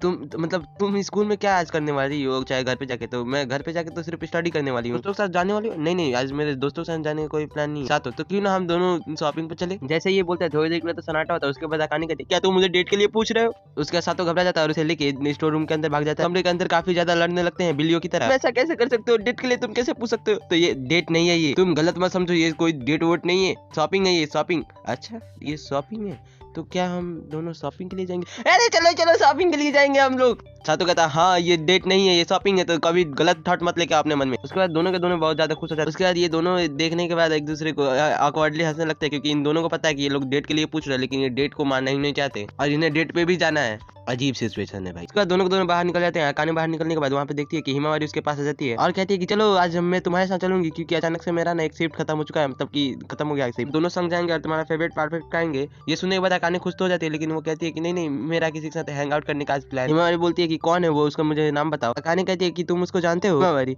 अच्छा तुम्हारा कोई न्यू फ्रेंड, लेकिन तुम सातो के अलावा किसी और से तो बात करती नहीं, तो क्या वो सातो है। अकाने काफी ज्यादा घबरा जाती है, कहती है ना वो नहीं और करके वहाँ से भाग जाती है। वहाँ से अकाने भाग रही थी तभी शीशे के ऊपर पैर रख देती है। मुझे पता नहीं है शीशे जमीन पर क्यों लेटी है। यही सेम क्वेश्चन अकाने का भी होता है। वो कहती है कि तुम यहाँ पे मतलब लेटी हुई क्यों थी। शीशे बोलती है मैं तुम्हारा ही इंतजार कर रही थी, मुझे तुमसे बात करना था और सच में तुम काफी ज्यादा बहादुर हो, तुम मेरे ऊपर पैर रखने के बाद भी नहीं भागी, इसलिए तुम्हारे लिए ये रहा एक तोहफा, और एक तलवार देने लगती है। तो अकाने कहती है मुझे ना अभी इन सब चीजों के लिए टाइम नहीं है, तो जल्दी बताओ क्या काम है तुम। शीशे कहती है कि जब तक तुम मेरे क्वेश्चन का आंसर नहीं देने वाली तब तक मैं तुम्हें यहाँ से जाने नहीं दूंगा। और उसके बाद कुछ क्वेश्चन पूछती है, जो क्वेश्चन सुनने के बाद अकाने काफी ज्यादा ही घबरा जाती है। सातों के ऊपर सारे क्वेश्चन होते हैं, इसीलिए डर के वो वहाँ से भी भाग जाती है और कहती है कि मेरे पास अभी टाइम नहीं है, बाद में मिलूंगी मैं तुमसे। उसके बाद आखिरकार जाके वो सातों का इंतजार करने के लिए पहुंच जाती है, तभी सातों भी आ जाता है और उसके बाद वो दोनों के दोनों वहाँ से निकल जाते हैं। उसके बाद सातों पूछता है कि अब हमें कहाँ जाना चाहिए। अकाने बोलती है कि हमारे घर के पास एक स्टोर है, तो वहीं पे चलते हैं। उसके बाद वो वहाँ पे पहुंच जाते हैं और उसके बाद वो दोनों के दोनों वहीं पे शॉपिंग करने लगते हैं। उसके बाद अकाने शॉपिंग करने लगती है और सस्ते सस्ते सामानों को छाट रही होती है और उसी को ही ले रही होती है और क्वालिटी की सामानों को सातों को भी सिखा रही होती है। अभी 50 रुपए का स्टॉल लगा था मीट का, तो वहीं पे वो दोनों के दोनों शॉपिंग करने के लिए भाग जाते हैं। अकाने पहले जाती है और वहाँ पे जाने के बाद कूद जाते तभी जाता है सातों भी हेल्प करने के लिए, और वो भी नहीं कर पाता, तो दोनों का दोनों कोई भी चीज नहीं ले पाते, इसीलिए एक दूसरे की तरफ देख के काफी ज्यादा हंसते। उसके बाद अकाने पूछते मेरे साथ घर चलोगे, तो सातों भी कहता है शर्माते हुए कि हाँ ठीक है। उसके बाद वो दोनों के दोनों रास्ते पे जा रहे होते हैं और काफी ज्यादा ही बातें करते करते जा रहे होते हैं। सातों कहता है कि तुम बहुत अच्छी वाइफ बनोगी, तो इस बात पे ना अकाने काफी ज्यादा शर्मा जाती है और कहती है मैं तुम्हारी वाइफ अगारी पहले से ही बन चुकी हूँ। तो सातों भी कहता है हाँ वैसे मैंने ये सोचा नहीं। उसके बाद सीन शिफ्ट होता है, रात के टाइम पे दोनों सो रहे थे, तभी अकाने का आंख खुलती है और वो शॉक हो जाती है, क्योंकि शायद तो उसका आंख छूने की कोशिश कर रहा था। तभी वो गुस्से से कहती है तुम क्या करने की कोशिश कर रहे हो। तो दोनों के बीच में वापस से झगड़ा होना शुरू हो जाता है। ये सब बोलते टाइम सातों सच बोल देता है कि तुम सोते समय क्यूट लगती हो, इसलिए मैं तुम्हें छूने की कोशिश कर रहा था, टच करना चाहता था। तभी अकाने कहती है क्या तुम सच कह रहे हो ना। तो सातों कहता है हाँ मैं सच कह रहा हूँ, तुम क्यूट हो। तो वो भी कहती है अच्छा तो तुम सच कह रहे थे, तो ठीक है तो मैं सोने जा रही हूँ, तो तुम मुझे देख सकते हो। तो वहाँ पे सातों भी शर्मा जाता है, फिर वो भी शर्मा जाती है। यहाँ पे ऑकवर्ड सिचुएशन हो जाता है थोड़े टाइम के लिए। उसके बाद सुबह सीन दिखाया जाता है और सुबह भी ये दोनों के काफी ज्यादा मतलब ऑकवर्ड हो रहे थे। उसके बाद सातों अपना फेस धो रहा था, तभी अकाने का चिल्लाने का आवाज आता है, तो जाता है देखने। तो वहाँ पे देखते हैं हम लोग कि उसके जो ब्रेकफास्ट था वो जल गया होता है, तो वो जाके वहीं पे खड़ा हो जाता है। तो वो चिल्लाने लगते हैं क्योंकि ये सातों शॉर्टलेस था फिलहाल। वो कहता है मैं यूनिफॉर्म पहन रहा था। और इसके बाद अकाने बेकरी के बाहर खड़ी होती है, क्योंकि अंदर से जाके सातों बेकरी से 2 पाव ब्रेड खरीद के लाता है, दोनों खाने लगते हैं। तभी वहाँ पे हिमावारी आ जाती है और बोलने लगती है अच्छा तो तुम दोनों यहाँ पे साथ में यहाँ पे लंच कर रहे हो, टाइम स्पेंड ऐसे ही करते हो क्या, तुम दोनों ऐसे ही टाइम स्पेंड करते हो। तभी वो अकाने कहती है कि नहीं मैं टाइम स्पेंड नहीं कर रही थी, पुलिस को बुलाओ, काफी टाइम से मुझे घूर रहा है। तो कहती है कि तुम दोनों तो ब्रेड भी बांट के खा रहे हो। तो ये कहती है कि ब्रेड बांट के नहीं खा रही, ये ब्रेड कुछ ज्यादा बड़ा था तो मैंने फेंक दिया था। तो ये सातों उठा के वहाँ से खाने लगा। तभी इन दोनों के बीच में वापस से मतलब सातों भी बहुत ज्यादा गुस्सा हो जाता है और सातों के और उसके बीच में वापस से झगड़ा शुरू हो जाता है और हिमावारी इन दोनों के मजे ले रही थी उतनी देर से। तभी हिमावारी आकाने को मारते हुए कहती है कि तुम ऐसे सड़क पे खाना ना फेंका करो, वापस से मत फेंकना। फिर वो माफी भी मांग लेती है। उसके बाद हमें दिखाया जाता है वो पढ़ने के लिए बैठी हुई होती है। उसका टेस्ट था, लेट तक वो पढ़ाई करने वाली थी, तो सातों भी देख लेता है और सुन लेता है। उसके बाद सातों चला जाता है ब्रेकफास्ट बनाने और सॉरी लंच बनाने और उसके लिए लेके आता है और वो सैंडविच था, इसीलिए आकाने ये देख के काफी ज्यादा खुश हो जाती है। उसके बाद सोचने लगती है अभी मैं इसे खाऊं कि ना खाऊं, बहुत ज्यादा टेस्टी दिख रहा है। उसका सोचते चलो एक बार खाई रहती हूँ और खाने के बाद कहती है वाह बहुत टेस्टी है। उसके बाद कहती है कि मेरे पास अब जोश आ चुका है, मैं रात भर पढ़ाई करूंगी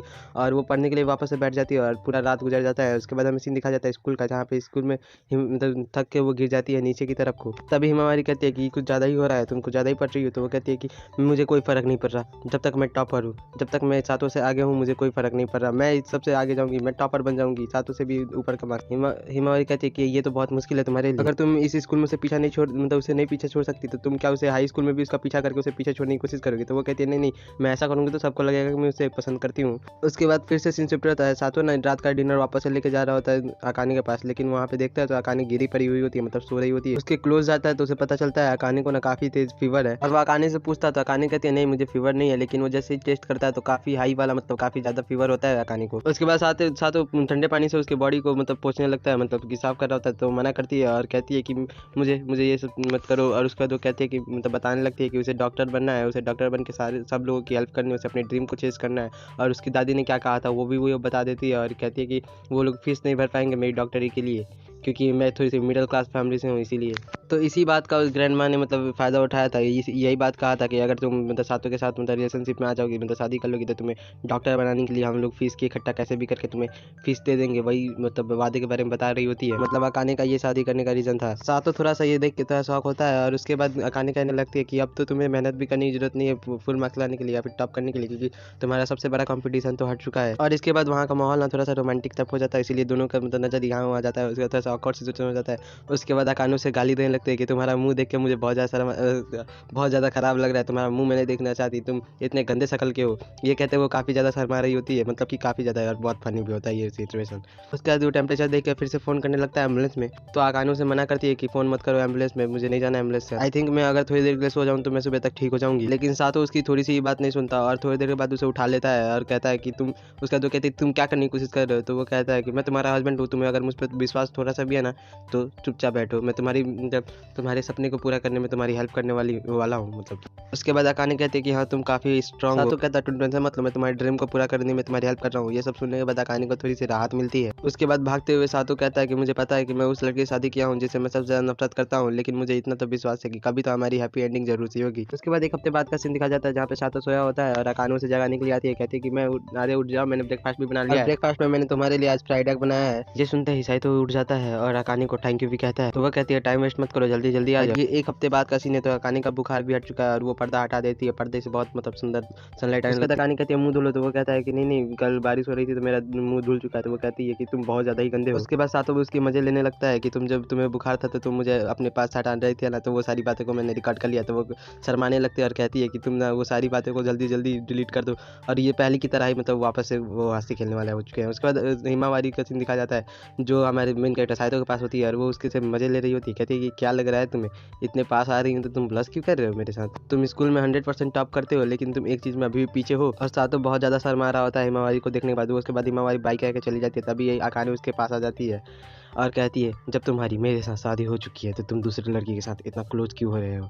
ऐसे में वो बहुत ज़्यादा गुस्सा होती है उससे मतलब साहित्य से। और उसके बाद ये कहने के बाद वो वहाँ से चली जाती है और आज का एपिसोड होने वाला है। एपिसोड की शुरुआत में आकाने काफी ज्यादा चिल्ला रही होती है सातों के ऊपर और वो उसको रुकने के लिए कह रही होती है, लेकिन सातों नहीं रुकता। तो आकाने कहती है मैं तुम्हें मार नहीं दूंगी, तुम भागे जा रहे हो और तुम ये अपना खाना घर पे भूल गए थे। सातों देख के ये माफी मांगता है और कहता है मैं घर पे भूल गया, सच में काफी ज्यादा अच्छा लगा कि तुमने मेरे लिए लंच बनाया। इसके बाद ये सुनने के बाद आकाने को भी काफी ज्यादा अच्छा लगता है और वो कहती है कि मैंने इसे बहुत प्यार से बनाया है तो तुम इसे खा लेना, मुझे भी अच्छा लगेगा। उसके बाद सीन होता है, हमें दिखाया जाता है लंच का, जहाँ पे सातू जैसे अपने लंच को खोलता है तभी सीधे कहते हैं भैया मुझे भूख लगी है तो तुम क्या करो अपना लंच मुझे दे दो मैं खा लूंगी। तभी सातू कहता है तुम्हें अपना लंच लेके आना चाहिए था। तो सीधे कहती है मैं लाना भूल गई हूँ आज और आपका वैसे भी दायित्व बनता अपनी बहन का भूख मिटाने के लिए। सातू बोलता है तुमने ब्रेकफास्ट तो कर ही लिया होगा। उसके बाद वो दोनों के दोनों छीनने लगते हैं खाने को, दोनों झगड़ा कर ही रहे होते हैं। तभी सीधे बोलते हैं मुझे तुम्हारे वाइफ के हाथ का बना हुआ खाना खाना है। तभी सातू वहाँ पे उसका मुंह दबा देता है और कहता है कि तुम्हें ये सब क्लास में नहीं बोलना चाहिए। क्लास के बाकी दल्ले भी बोलने लगते हैं कि तुम्हारा फर्ज बनता है अपनी बहन को भूख दुख मिटाने के लिए, तुम वैसे ही बड़े भाई हो तो तुम्हारा दायित्व है। सातों को काफी ज्यादा सुनाने लगते हैं वो लोग भी। तभी वहाँ पे हिमावारी आती है और कहती है अकाने तुम्हारा और सातों का लंच कुछ ज्यादा ही सेम नहीं लग रहा। जैसे ही हिमारी बोलती है वैसे ही ये दोनों के दोनों काफी ज्यादा शॉक हो जाते हैं और दोनों के दोनों डिफेंड करते हुए कहते हैं नहीं हमारा कुछ भी सेम नहीं है, और अपने आप से क्लियर करने लगते हैं कि हम दोनों एक दूसरे को बिल्कुल डेट नहीं कर रहे हैं और सोचते हैं कि क्योंकि हम दोनों शादी कर चुके हैं। तभी क्लास के लोग इनका और मजाक उड़ाने लगते हैं कि तुम दोनों कपल की तरह दिखते हो, तुम दोनों हंस और हंसनी की तरह दिखते हो क्योंकि लंच भी सेम है। तभी सातों लंच बॉक्स की तरफ देखता है तो लंच तो पूरा खाली हो चुका होता है क्योंकि शीशे पूरा खा गई। तो सातों गुस्सा होते हुए कहने लगता है तुम ऐसे कैसे खा सकते हो भूखी नंगी। तभी शीशे कहती है कि मुझे काफी ज्यादा जोर से भूख लगा था। तभी सातों कहता है तुम काफी बड़ी मास्टर हो, और शीशे कहती है कि मैं तो इसीलिए लंच खा गई क्योंकि यहाँ पे सबूत ना बचे, और पूछती है आप घर में ठीक से तो रहते हो। तो ये सुनने के बाद सातों भी थोड़ा सा खुश होता है। उसके बाद सातों कहीं जा रहा होता है तभी हिमावारी कूद के वहाँ पे आ जाती है सातों के पास। तभी सातों कहता है तुम ऐसे कूदना नहीं चाहिए। तभी हिमावारी कहती है मुझे पता है वैसे ही मैं कूदूंगी तो तुम मुझे कैच कर लोगे। तो सातों कहता है मैं नहीं करने वाला। तो कहती है ये ऐसा मत करना वरना मुझे चोट लग जाएगी, कैच कर लेना यार। हिमावारी पूछती है क्या तुम मुझे सच बताओगे कि अकाने ने तुम्हारे लिए लंच बनाया था। तो वो कहता है नहीं हम दोनों ने एक ही जगह से लंच खरीदा था और वैसे भी उसे मेरी कॉपी करने की आदत जो है। तभी हिमावारी कहती है कि अच्छा तो मतलब तुम दोनों एक दूसरे को बिल्कुल भी डेट नहीं कर रहे, और वैसे भी मुझे ऐसा लगा ही था। और इसके बाद इस तरीके के क्वेश्चन पूछने के लिए वो माफी मांगती है और वहाँ से चली जाती है भागती हुई। इसके बाद हमें घर का और रात का सीन दिखाया जाता है जहाँ पे अकाने को कुछ आवाज सुनाई दे रही थी। तभी उसे अचानक से साइड जैसा कुछ दिखाई देता है। तभी अकाने काफी जोर से चिल्लाती है। तभी सातों भी अचानक से उठता है और बोलता है आखिरकार तुम्हें क्या हुआ। अकाने एक तरफ इशारा करते हुए कहती है वहाँ पे भूत है, और वहाँ सातों को उधर देखने के लिए बोलती है। तभी सातों देखने के बाद कहता है वहाँ पे कुछ भी नहीं है। उसके बाद वो चुपचाप सो जाता है। उसके बाद अकाने काफी ज्यादा रोने लगती है और बोलने लगती है उठ जाओ और तुम सो मत, मुझे अकेला मत छोड़ो, मुझे काफी ज्यादा डर लग रहा है। सातों कहता है मुझे डिस्टर्ब मत करो, सोने दो। तभी अकाने काफी ज्यादा चिल्लाने लगती है और कहती क्या होगा अगर मैं मर गई तो, उठ जा डल्ले। उसके बाद सातों अपने रूम में पढ़ाई कर रहा होता है। तभी अकाने उसके रूम में डरते हुए आ जाती है और कोने में जाके बैठ जाती है और कहती है मुझे ना लिविंग रूम से ना चलने की आवाज आ रही है, मुझे तो पूरा बिलीव है वहाँ पे गोस्ट है। तभी सातों कहता अच्छा तो ठीक है तो जाके वहाँ पे सबूत के तौर पे जाके कुछ फोटो लेके आ जाओ। तभी अकाने रोते हुए तू पागल हो गया लो क्या, मेरे साथ कुछ भी हो सकता है वहाँ पे, और आखिरकार मैं वहाँ पे कैसे जा सकती हूँ। सातों कहता है तुम आखिरकार यहाँ पे कर क्या रही हो। तो वो कहते हैं मैं तुम पे नजर रखी हूँ ताकि भूत तुम्हारे ऊपर अटैक ना कर दे। तभी सातों कहता है तुम मेरी फिक्र ना करो, तुम यहाँ से चली जाओ। अकाने कहने लगती है कि मैं यहाँ से बिल्कुल भी नहीं जाने वाली क्योंकि ये मेरा भी कमरा है। इसके बाद सातों उस कमरे से बाहर निकल जाता है। अकाने भी उसके पीछे आ जाती है और बोलती है कि आखिरकार तुम कहाँ पे जा रहे हो। इसके बाद सातों दूसरे कमरे में चला जाता है और गेट बंद कर देता है। तभी अकाने बाहर से दरवाजा काफी ज्यादा जोर से पिटने लगती है और कहती है मैं तुम्हें प्रोटेक्ट करूंगी, भूत तुम्हें कुछ भी कर सकता है, मैं तुम्हें प्रोटेक्ट कर दूंगी, मुझे अंदर ले लो। आयरनी देख रहे हो इनकी। साथ ही काफी ज्यादा गाली भी देती है उसको। तभी अकाने कुछ टाइम बाद आती है और वो बोलती है मैं बात लेने के लिए जा रही हूँ। बोलता है ठीक है। तो वो वापस से थोड़ी देर बाद आती है और कहती है कि मैं बात लेने जा रही हूँ तो तुम भी मेरे साथ चलो, मतलब तुम बाहर है ना और मैं अंदर नहा लूंगी, मतलब प्लीज चलो ना, तुम बाहर है ना मैं अंदर चली जाऊंगी। तभी थरकी लौंडा सातों भी मान जाता है और उसके बाद वो बाहर बैठा हुआ रहता है। साथ ही अंदर अकाने नहा रही होती है। तभी अकाने बोलती है क्या तुम बाहर ही हो। तो सातों कोई भी रिप्लाई नहीं देता तो वो डरते हुए वहां से बाहर निकल लेते वो भी बिना कपड़े पहने।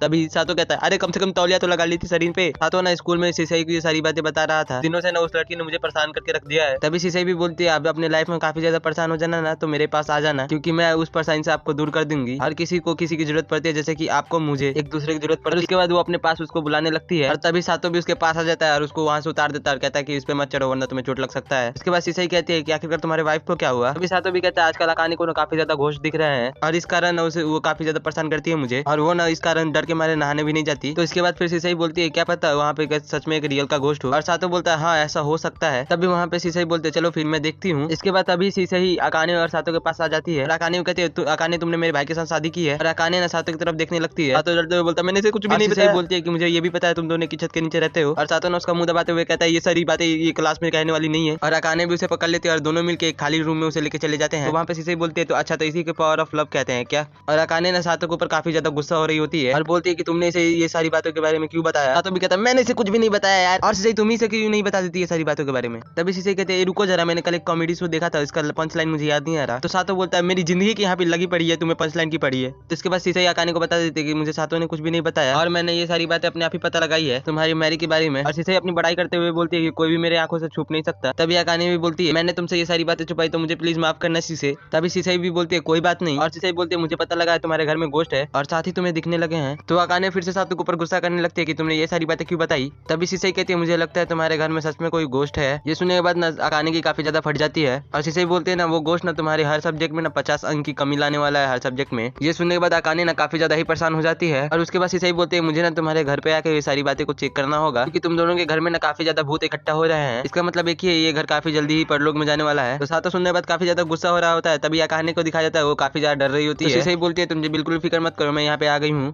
और मैं सब कुछ यहाँ पे ठीक कर दूंगी। घर पे आ जाते हैं और सबसे पहले ये लोग स्टडी रूम में जाने वाले होते हैं। वहाँ पे सातों बोलता है कि पहले स्टडी रूम में जाने की कोई भी जरूरत नहीं है क्योंकि मैं यहाँ पे सिर्फ स्टडी करता हूँ। तभी शीशई बोलती है तुम ना मुझे मेरी काम करने से मत रोको। इसके बाद अकाने काफी ज्यादा चिल्लाने लगती है सातों सातो के ऊपर। तभी यहाँ पे सातो और अकाने की वापस से लड़ाई होने लगती है। तो फाइनली ये लोग उस रूम में वहाँ पे चले जाते हैं और उस रूम में सातो की चड्डी मिलती है। अकाने अपनी आंखों को ढक रही होती है। उसके बाद शीशे उस चड्डी को सूंघने लगती है। तभी आगे जाके सातो छींगने लगता है। इसके बाद ये लोग अकाने की स्टडी रूम में जाते हैं। तभी अकाने कहती है यहाँ पे कुछ भी नहीं है और ये बिल्कुल सेफ है। तो शीशे बोलते हैं ठीक है तो फिर मैं सातो की चड्डी ही ढूंढ लेती हूँ। तो अकाने बोलते नहीं नहीं तुम बिल्कुल भी ऐसा मत करना। और वो बताने लगती है और वो बताते हुए कहती है मैं सोते वक्त ना एक बच्चे की शैडो देखी थी। तो इसके बाद फिर से शीशे ना कुछ सोचने लगती है और अकाने बोलती है क्या तुम्हें कुछ हो गया है क्या। तो यहाँ पे सातो बोलता है कि तुम इसे थोड़ा सा टाइम दो, मतलब कि इसे सोचने दो। तभी शीशे थोड़ी देर बाद कहते हैं कि मुझे अब पता चल गया यहाँ पे गोस्ट कौन है। और तभी ये दोनों भी कहते हैं बताओ कौन है। और शीशे यहाँ पे बोलती है कि वो मैं हूँ। ये सुनने के बाद वो दोनों काफी ज्यादा हैरान हो जाते हैं। तभी शीशे बताने लगती है कि जैसे मुझे अकाने ने बताया कि कहाँ पे उसने गोश्त देखा, तभी मुझे याद आया कि मैं एक दिन तुम दोनों को देखने के लिए आई थी और मैं यहीं से गुजर रही थी।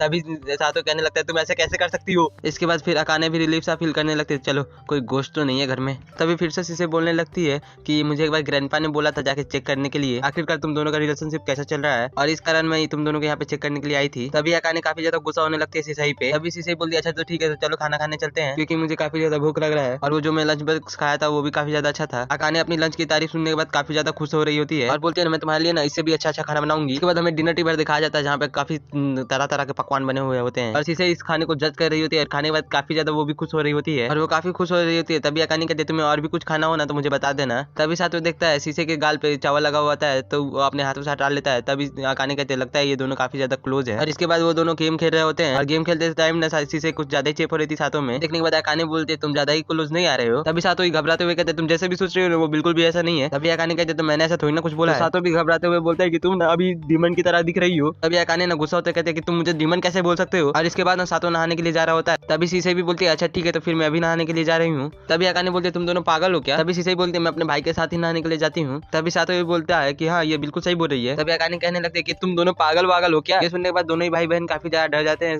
अकाने से। इसके बाद सातो सो रहा होता है और अकाने भी सातो को बगल में सोने के लिए आ गई होती है और शीशे ना इस टाइम पे वीडियो गेम ही खेल रही थी। तभी सातो कहता है तुम्हें कुछ कहना है क्या। तभी अकाने कहती है वैसे तो कुछ भी नहीं और बोलने लगते तुमने एक गेम खेला था जिसके बारे में मुझे कुछ भी नहीं बताया। तो तभी सातो बताता है कि तुमने स्टडी कर रही थी और मैं तुम्हें डिस्टर्ब करना नहीं चाहता था इसीलिए मैंने नहीं बताया। तो अकाने कहती ऐसी बात नहीं है, तुमने पहले शीशे के साथ खेल रहे थे लेकिन मुझे तुम्हारे साथ खेलना था। इसी तरह से अकाने काफी ज्यादा कंफ्यूज सवाल पूछ रही होती है। इस कारण की वजह से इन दोनों के बीच में छोटी मोटी बहस होने लगती है। फिर ये बहस काफी ज्यादा बड़ी लड़ाई में चेंज हो जाती है। ये दोनों लड़ाई करने के बाद अकाने बोलती है कि अब मुझे काफी ज्यादा अच्छा लग रहा है। कहती है मुझे लगता है कि मेरा सारा बोझ अभी उतर चुका है। इसके बाद अकाने कहते हैं मुझे तुमसे एक और क्वेश्चन पूछना है जो शीशे से रिलेटेड है। हाँ मुझे पता है शीशे काफी ज्यादा प्यारी है लेकिन तुम उसको काफी ज्यादा ही लाड प्यार नहीं करते हो क्या। तभी सातो बोलता है अगर उस पर नजर न रखा जाए ना तो वो काफी ज्यादा बेकार हरकतें करती है, साथ में उल्टी सीधी हरकतें भी करने लगती है। क्या इसमें कोई प्रॉब्लम है क्या। अकाने कहते हैं नहीं ऐसी बात नहीं है लेकिन मैं उसकी कंप्लेंट तुम्हारे सामने कर क्यों रही हूँ। तभी अकाने की बॉडी टच करने लगता है सातो और अकाने ना सातो के ऊपर गुस्सा करते हुए कहते हैं तुम मेरी बॉडी क्यों टच कर रही हो। इसके बाद सातो की बॉडी भी कोई टच करने लगता है। सातो भी कहता है तुम भी तो मेरी बॉडी टच कर रही हो। और यही सब बातें में अगेन वो झगड़ा करने लगते हैं। वो झगड़ा फिर से बढ़ता तभी हमें पता लगता है ये और कोई नहीं शीशे ही होती है जो दोनों को बॉडी टच कर रही थी। शीशे बोलने लगती है आज फाइनली मैं अपने भैया के साथ वापस से सो रही हूँ और वो जब भी हमारे घर पे आता था तो मैं और वो हमेशा एक साथ सोते थे। सुन के अकाने काफी ज्यादा हैरान हो जाती है। वहाँ पे सातो बोलता है कि हम रोज नहीं सोते थे, जब तुम चाहती थे तभी हम सोते थे। तभी शीशे अकाने से बोलती है अगर आप मेरे भाई के साथ अकेला सोना चाहो तो तुम सो सकती हो। तभी अकाने काफी ज्यादा शर्मा जाती है वहाँ पे और बोलती है मैं बिल्कुल भी ऐसा नहीं करना चाहती। उसके बाद ये सारे बकचोदी थोड़ी देर के लिए करते हैं जो बिल्कुल भी जरूरी बात नहीं है तो छोड़ देते हैं। उसके बाद तीनों सो जाते हैं। उसके बाद रात में ना शीशे और अकाने काफी ज्यादा बातें करने लगते हैं और कहते हैं मुझे काफी ज्यादा फिक्र हो रही थी उसकी कि वो यहाँ पे शांति से रह भी पाएगा या फिर नहीं। और अकाने ना वहाँ पे एकदम शांति हो जाती है। तभी शीशे वहाँ पे गुड मॉर्निंग बोलती है और सातों क्लोज होकर सो जाती है। इसके बाद एक बार फिर से अकाने वहाँ पे चिल्लाने लगती है और इसके साथ की शुरुआत होती है। हमें पास्ट का सीन दिखाया जाता है जहाँ पे हिमावरी आके पूछती है क्या तुमने रात वाला सीन देखा। तो अकाने कहती है मुझे रोमांटिक शो पे कोई भी इंटरेस्ट नहीं है और यहाँ तक मुझे थोड़ी सी पसंद भी नहीं है। तो हिमावरी कहती है मैंने उसे रिकॉर्ड कर लिया तो हम दोनों मिलकर देखेंगे। तो यहाँ पे वो कहती है ना कि मुझे यहाँ तक देखना है और मुझे तुम्हारा जैसा दोस्त भी नहीं चाहिए, मुझे तुम्हारी दोस्ती में कोई इंटरेस्ट नहीं है। तो वहाँ पे हिमावरी अकाने की काफी ज्यादा तारीफें करने लगती है कि तुम बहुत ज्यादा खूबसूरत हो। ये सारी बातें सुन के अकाने काफी ज्यादा हैरान हो जाती है और उसके बाद जाने के लिए हाँ भी कर देती है। अब सीन पास्ट से फ्यूचर में आता है जहाँ पे हिमावरी और अकाने एक कैफे में बैठे हुए होते हैं। हिमावरी बताती है अकाने को कि मैं सातो को पसंद करती हूँ। ये सुनने के बाद अकाने काफी ज्यादा हैरान हो जाती है। हिमावरी कहती है मैं मजाक नहीं कर रही, मैं सच बोल रही हूँ। तो अकाने कहती है तुम्हें वो बेवकूफ सा लड़का तुम्हें कैसे पसंद आ सकता है हिमावरी। तो हिमावरी कहती है वो इतना बेवकूफ नहीं है, वो मुझे बहुत ज्यादा स्मार्ट लगता है और वो सभी चीजों को कामली हैंडल कर लेता है और वो सब लोगों की बहुत क्यूटली हेल्प भी करता है, साथ में वो काफी ज्यादा भरोसे वाला इंसान है। ये सब सुनने के बाद अकाने भी उन सारी बातों को सोचने लगती है और वो वाली रात इसे याद आती है जहाँ पे सातो इसकी हेल्प कर रहा था और उसके बाद वो काफी ज्यादा तारीफें करने लगती है हिमावरी सातो की। तो वो सब सुनने के बाद अकाने भी काफी ज्यादा हैरान हो रही थी और हिमावरी कहती है मुझे लगा था कि तुम सातो से काफी ज्यादा क्लोज हो इसलिए मैंने तुम्हें ये सारी बातें बताई कि तुम उसे कह सको, मतलब की मदद कर सकते हो। और वो बोलती है मेरी हेल्प कर दो और उसके दिल में मेरे लिए फीलिंग जगा दो। इसके बाद अकाने भी उसकी मदद करने के लिए मान जाती है। एक सेकंड भाई, ये कैसे मान सकती है भाई, इसका तो पति है वो। ये सुनने के बाद हिमावरी को काफी ज्यादा अच्छा लगता है। इसके बाद अकाने पूछती है कि आखिरकार मुझे तुम लोगों के लिए क्या करना होगा। तो यहाँ पे हिमावरी कहती है तुम्हें कुछ नहीं करना, बस उसके बारे में जितना इन्फॉर्मेशन है मुझे लाके दे देना है। अकाने कहती है सातों के बारे में तो मुझे भी कुछ ज्यादा नहीं पता। उसके बाद तुम यहाँ पे कर क्या रही हो? तो भी कहती है तुम डर क्यों रहे हो, जाके पढ़ाई करो। तो यहाँ पे सातों कहता है तुम जिस तरह से खड़ी हो मैं पढ़ाई नहीं कर सकता। उसके बाद सातों खाना खाने लगता है। तो यहाँ पे अकाने उसकी वीडियो बनाने लगती है। तो सातों कहता है आखिरकार तुम मेरे साथ ये कर क्यों रही हो? तो अकाने कहती है मैं बस ऐसे ही घर पे वीडियो बनाना चाहती हूँ। सातों कहता है क्या तुम मुझे देखने की कोशिश कर रही हो? तो अकाने यहाँ पे कहती है अगर तुम दुनिया के आखिरी इंसान भी हुए ना तो मैं तुम्हें देखने की कोशिश नहीं करूंगी। उसके सातों भी यहाँ पे उसके ऊपर चिल्लाने लगता है। और उसके थोड़ी देर बाद अकाने पूछने लगती है आखिरकार तुम्हें किस तरह की लड़कियां पसंद है? सातों को कुछ पता ही नहीं होता। वो कहता है कि मैंने आज तक इस चीजों पे ध्यान ही नहीं दिया। क्या वो पूछती है आखिरकार कम से कम ये तो बता दो तुम्हें किस तरह के खाना पसंद है। और इन सारी चीजों को वो डायरी में नोट करे जा रही थी। फिर सातों बताने लगता है कि वो ज्यादातर लग्जरी खाना खाता है, वो भी अपने दद्दू के साथ में। इसी तरीके से वो और भी सारी क्वेश्चन पूछती है। इन सारी बातों को वो नोट कर लेती है। उसके बाद अगले दिन स्कूल का सीन दिखाया जाता है जहाँ पे जितने भी बातें उसने नोट की थी वो सारी हिमावरी को बताते जा रही थी। उसके बाद अकाने हिमावरी को बताती है कि सातों को कच्चा मीट ज्यादा खाना पसंद है। सुनकर हिमावरी भी काफी ज्यादा हैरान हो जाती है कि कच्चा मीट किसको पसंद होता है। उसके बाद में वो और भी सारी चीजें बताने लगती है। ये सारी बातें सुनकर हिमावरी काफी ज्यादा एक्साइटेड हो रही थी। यहाँ पे अकाने कहती है कि मुझे तो लगा था सातों तुमसे काफी ज्यादा डिफरेंट है, लेकिन तुम तो उसकी बातों को पसंद करते ही जा रही हो। तो हिमावरी कहती है बेटा प्यार है ये। हिमावरी ये सब सुनने के बाद अपने मन में कहती है कि मैं सातों के क्लोज आते जा रही हूँ। ये सब चीज सोच के वो काफी ज्यादा एक्साइटेड हो रही थी। उसके बाद और भी बताते हुए अकाने कहती है कि सातों के हॉबी है गेम खेलना और बुक पढ़ना। हिमावरी पूछती है तो तुम्हें ये सब कैसे पता? तो अकाने काफी ज्यादा घबराते हुए कहती है मैंने ऐसे ही पता लगा लिया। हिमावरी भी उस पर ज्यादा ध्यान नहीं देती है। इसके बाद अकाने और भी बताने लगती है कि उसे जॉम्बी गेम ज्यादा खेलना पसंद है। इसके बाद फिर से हिमावरी पूछती है कि तुम्हें ये सब कैसे पता चली? इसके बाद फिर से वो गंदी शक्ल बनाते हुए कहती है उसने ही मुझे ये सारी बातें बताई। और अपने आप से ही कुछ बड़बड़ाने लगती है। तो यहाँ पे हिमावरी धन्यवाद कह के चल जाती है वहाँ से। घर का सीन दिखाया जाता है जहाँ पे अकाने बोल रही थी तुम जाके बिस्तर साफ कर दो मैं खाना बना देती हूँ। तो पूछता है आखिरकार तुम क्या बना रही हो? तो अकाने कहती है मछली। सातों निराश हो जाता है क्योंकि उसे फिश खाना बिल्कुल पसंद नहीं है। अकाने कहते तुम ऐसे निराश ना हो, मैं खाने को बहुत अच्छी तरीके से बनाऊंगी और तुम्हें वो काफी ज्यादा पसंद भी आएगा। ये काफी प्यार से बोल रही थी और इसकी ऐसी मधुर वाणी सुन के सातों भी काफी हैरान हो जाता है। सातों और अकाने शॉपिंग के लिए जा रहे थे तो यहाँ अकाने को अपने मॉम की याद आ जाती है कि बचपन में उसकी मॉम खाना बनाया करती थी। यहाँ पे सातों कहता है मुझे इससे कुछ भी लेना देना नहीं है। अकाने गुस्सा होते हुए कह रही होती है कि क्या तुम्हें ढंग से आंसर भी नहीं देना आता है क्या? उसके बाद फाइनली अकाने ने फिश बना दिया था और ये देखने के बाद सातों काफी ज्यादा घबरा जाता है। तो अकाने बोलती है इसे खा के देखो ये काफी ज्यादा अच्छा बना होगा। तो सातों भी उसे एक बार टेस्ट करता है और वो खाने के बाद उसे काफी ज्यादा अच्छा लगता है और वो टेस्टी कहता है। तो ये सुनने के बाद अकाने भी काफी ज्यादा हैरान हो जाती है और वो कहती है क्या तुम्हें ये सच में अच्छा लगा? सातों भी कहता है कि हाँ ये सच में काफी ज्यादा अच्छा है, मैं तो चाहता हूँ कि तुम ये मेरे लिए रोज बनाओ। उस टाइम पे अकाने भी काफी ज्यादा खुश हो जाती है और वो उस टाइम पे सातों कुछ ज्यादा ही क्लोज हो गई थी। सातों भी कहता है कि तुम काफी ज्यादा क्लोज आ रही हो। तो अकाने फिर से शर्मा के वहाँ से पीछे बैठ जाती है। अगले सीन में ये दोनों के दोनों काफी ज्यादा शर्मा रहे थे। क्या सीन होता है अगले दिन का सीन दिखा जाता है जहाँ पे हिमावरी स्कूल में सातों को फंसाने के बाद पूछते तुम्हें किस टाइप की लड़कियां पसंद है? वैसे भी तुम टाइप पे ध्यान नहीं देते हो, इस चीज को मुझे किसी ने बताया है। सातों पूछता आखिरकार किसने बताया ये तुम्हें? वो कहते ये जानना जरूरी नहीं है, ये हमारे बीच में टॉप सीक्रेट है। तो बोलता है मैं वैसे भी ज्यादा रिलेशनशिप पे ध्यान नहीं देता, वैसे भी टाइप्स ने आपकी लिमिटेशन को बांध के रख देती है, आप अपने लक्ष्य पे सीधा ध्यान नहीं दे पाते हो। जब तक आप किसी को पूरे रूप से नहीं जानते हो तो आप उसे ढंग कलेक्ट करने लगती है। अभी उस रूम में सातों आता है तो सातों को देखने के बाद काफी ज्यादा जोर से चिल्लाती है। सातों भी कहता है तुम्हें इतनी तेज चिल्लाने की जरूरत नहीं है। अकाने डरते हुए बोलती है मैं तुम्हारे घर में कुछ भी नहीं देख रही, बस मैं ऐसे चेक कर रही थी क्योंकि ना मुझे थोड़ी सी बुक्स चाहिए थी। तो यहाँ पे सातों भी बोलता है मैंने तो तुम्हें कुछ बोला ही नहीं। तो अकाने एक बुक की तरफ इशारा करते हुए कहती है तुम्हें ऐसी बुक्स को छुपा के नहीं रखना चाहिए। यहाँ पे सातों बोलता है वो कोई भी सिगरेट बुक नहीं है। वहाँ पे अकाने बोलते हैं मुझे कोई इंटरेस्टिंग सा बुक दे दो जिससे मुझे पढ़ने में थोड़ा सा मजा आए। तो सातों थोड़ा देर सोचने के बाद ह्यूमन हिस्ट्री के बारे में सजेस्ट करता है और वो काफी मोटा बुक उसके हाथ में थमा देता है। ये बुक देखने के बाद अकाने भी काफी ज्यादा हैरान हो जाती है और भी बताने लगता है सच में तुम इस बुक को पढ़ोगी ना तो तुम्हें काफी ज्यादा फनी लगेगा और साथ ही में काफी ज्यादा मजेदार भी है ये बुक। अरे भाई इसकी हॉबीज जानने के बाद मुझे विश्वास नहीं हो रहा ये भी लड़का है हमारी तरह, क्योंकि कुछ दिन में मेरा बोर्ड है और मैं यहाँ पे वीडियो बना रहा हूँ और ये वो साला पढ़ता है। उसके बाद अगले दिन अकाने जाके लाइब्रेरी से ये सारी बुक ले आके हिमावरी को दे देती है। हिमावरी उस बुक से रिलेटेड मदद भी मांगती है अकाने से, बट अकाने उस चीज के लिए मना कर देती है क्योंकि अकाने ने भी ये बुक पढ़ा था और वो कहती है कि मुझे तुम्हारे लिए उससे कोई इजी बुक लेनी चाहिए थी। हिमावरी कहती है कोई बात नहीं, तुमने मेरे लिए इतने भी की वो भी बहुत ज्यादा है मेरे लिए, और उसका शुक्रिया कह देती है। उसके बाद वो अगले सीन में सातों के पास पहुंच जाती है और अकाने की दी हुई बुक से रिलेटेड वो मदद मांगने लगती है और अकाने भी ये सारी चीजें देख रही थी और उसको ना थोड़ा सा बुरा सा फील हो रहा था। अब बताओ अपने पति को दूसरे लड़की के हाथ में थमाएगी तो बुरा तो लगेगा ही। ऐसी लड़कियां मुझे बिल्कुल पसंद नहीं है, वैसे भी मैं कौन सा उन्हें पसंद दूंगा। चलो वीडियो की तरफ बढ़ते हैं।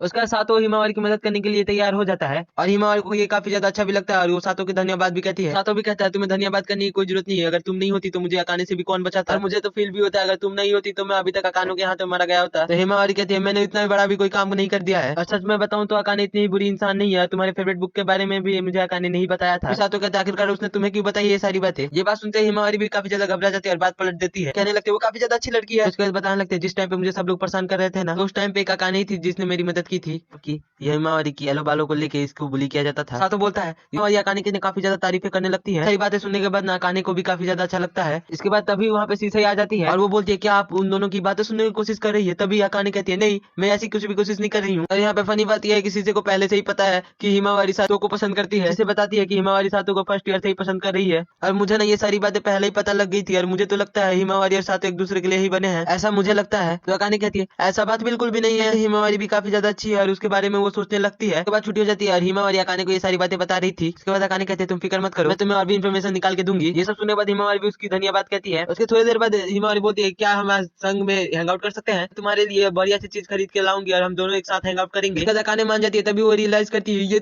ये अपने घर पे कैसे बुला सकती है जहाँ पे सातो भी रहता है और ये अकाने के लिए एक बहुत बड़ा चैलेंज होने वाला है या फिर सातो के लिए। और साथ ही हिमावरी को ये भी नहीं पता ये दोनों हस्बैंड एंड वाइफ है। सोचने के बाद वो काफी ज्यादा बहाना बनाने लगती है कि हम लोग ऐसा नहीं कर सकते हैं। हिमावरी पूछती है तो आखिरकार हम ऐसा क्यों नहीं कर सकते हैं। फिर अकाने यहाँ पे बहाना बनाने की कोशिश करने लगती है। तभी यहाँ पे हिमावरी इमोशनल अत्याचार कर देती है और वो बोलती है क्या तुम मुझे अपने घर पे नहीं बुलाना चाहती। तो अकाने के पास कोई ऑप्शन था नहीं तो बिना मन के उसे घर पे बुला लेती है। घर पे चल जाती है और सातो की ये सारी बातें बता देती है कि हिमावरी उसके घर पे आने वाली है। ये सुनने के बाद सातो भी काफी ज्यादा शौक हो जाता है और भी अकाने बताते हुए कहती है कि मैंने उसे ऊपर तो मानो बिजली ही गिर चुकी है। तो सातो भी उसके ऊपर काफी ज्यादा चिल्लाने लगता है और बोलता है जाके तुम उसे देखो और मैं सारा सामान छुपा देता हूँ। तो वो जाके अंदर जाके वो सारा सामान छुपाने लगता है। अभी वो नोटिस करता है कि हिमावरी उसके पास आने वाली है। वो ना एक जगह पे जाके छिप जाता है और तभी अकाने से हिमावरी कहती है कि तुम्हारे किचन से कुछ साउंड आ रहा है। अकाने भी कहती है नहीं नहीं मुझे तो कुछ साउंड नहीं आ रहा। हिमावरी कहती है मुझे लगता है ये फोन में नोटिफिकेशन का साउंड है। अकाने कहती है शायद से मेरा फोन होगा वहाँ पे। हिमावरी पूछते हैं मुझे तुम सच बताना तुम कहीं सातो को पसंद तो नहीं करती हो ना, अगर तुम सातो को पसंद करती हो तो प्लीज मुझे बता देना, अगर तुम बता दोगी तो मैं पीछे हट जाऊंगी। मैं सातो को बहुत प्यार करती हूँ लेकिन मैं तुमसे उससे ज्यादा प्यार करती हूँ और साथ ही मैं तुम्हें कभी परेशान नहीं करना चाहती। यहाँ पे अकाने भी कहती है हाँ मुझे ये सारी बातें पता है। और अकाने कहती है मैं सच बताऊं तो मुझे सातो बिल्कुल भी पसंद नहीं है, मैं उसका शक्ल भी नहीं देखना चाहती और तुम ना बेफिक्र हो जाओ एकदम से। सातो के लिए उल्टी सीधी बातें कह रही होती है। ये सारी बातें सातो भी सुन रहा था और उसे काफी ज्यादा बुरा लग रहा था बेचारे को। इसका सीन शिफ्ट होता है हमें स्कूल का टाइम दिखा जाता है जहाँ पे हिमा और सातो से पूछ रही होती है कि क्या तुम मेरे साथ डेट पे चलोगी, जहाँ पे सातो साफ मना कर देता है और सातो कहता है मुझे तुम कुछ खास पसंद नहीं हो कि मैं तुम्हारे साथ डेट पे जाऊं। ये सुनने के बाद हिमावरी भी काफी ज्यादा निराश होती है लेकिन उसके बाद सातो कहने लगता है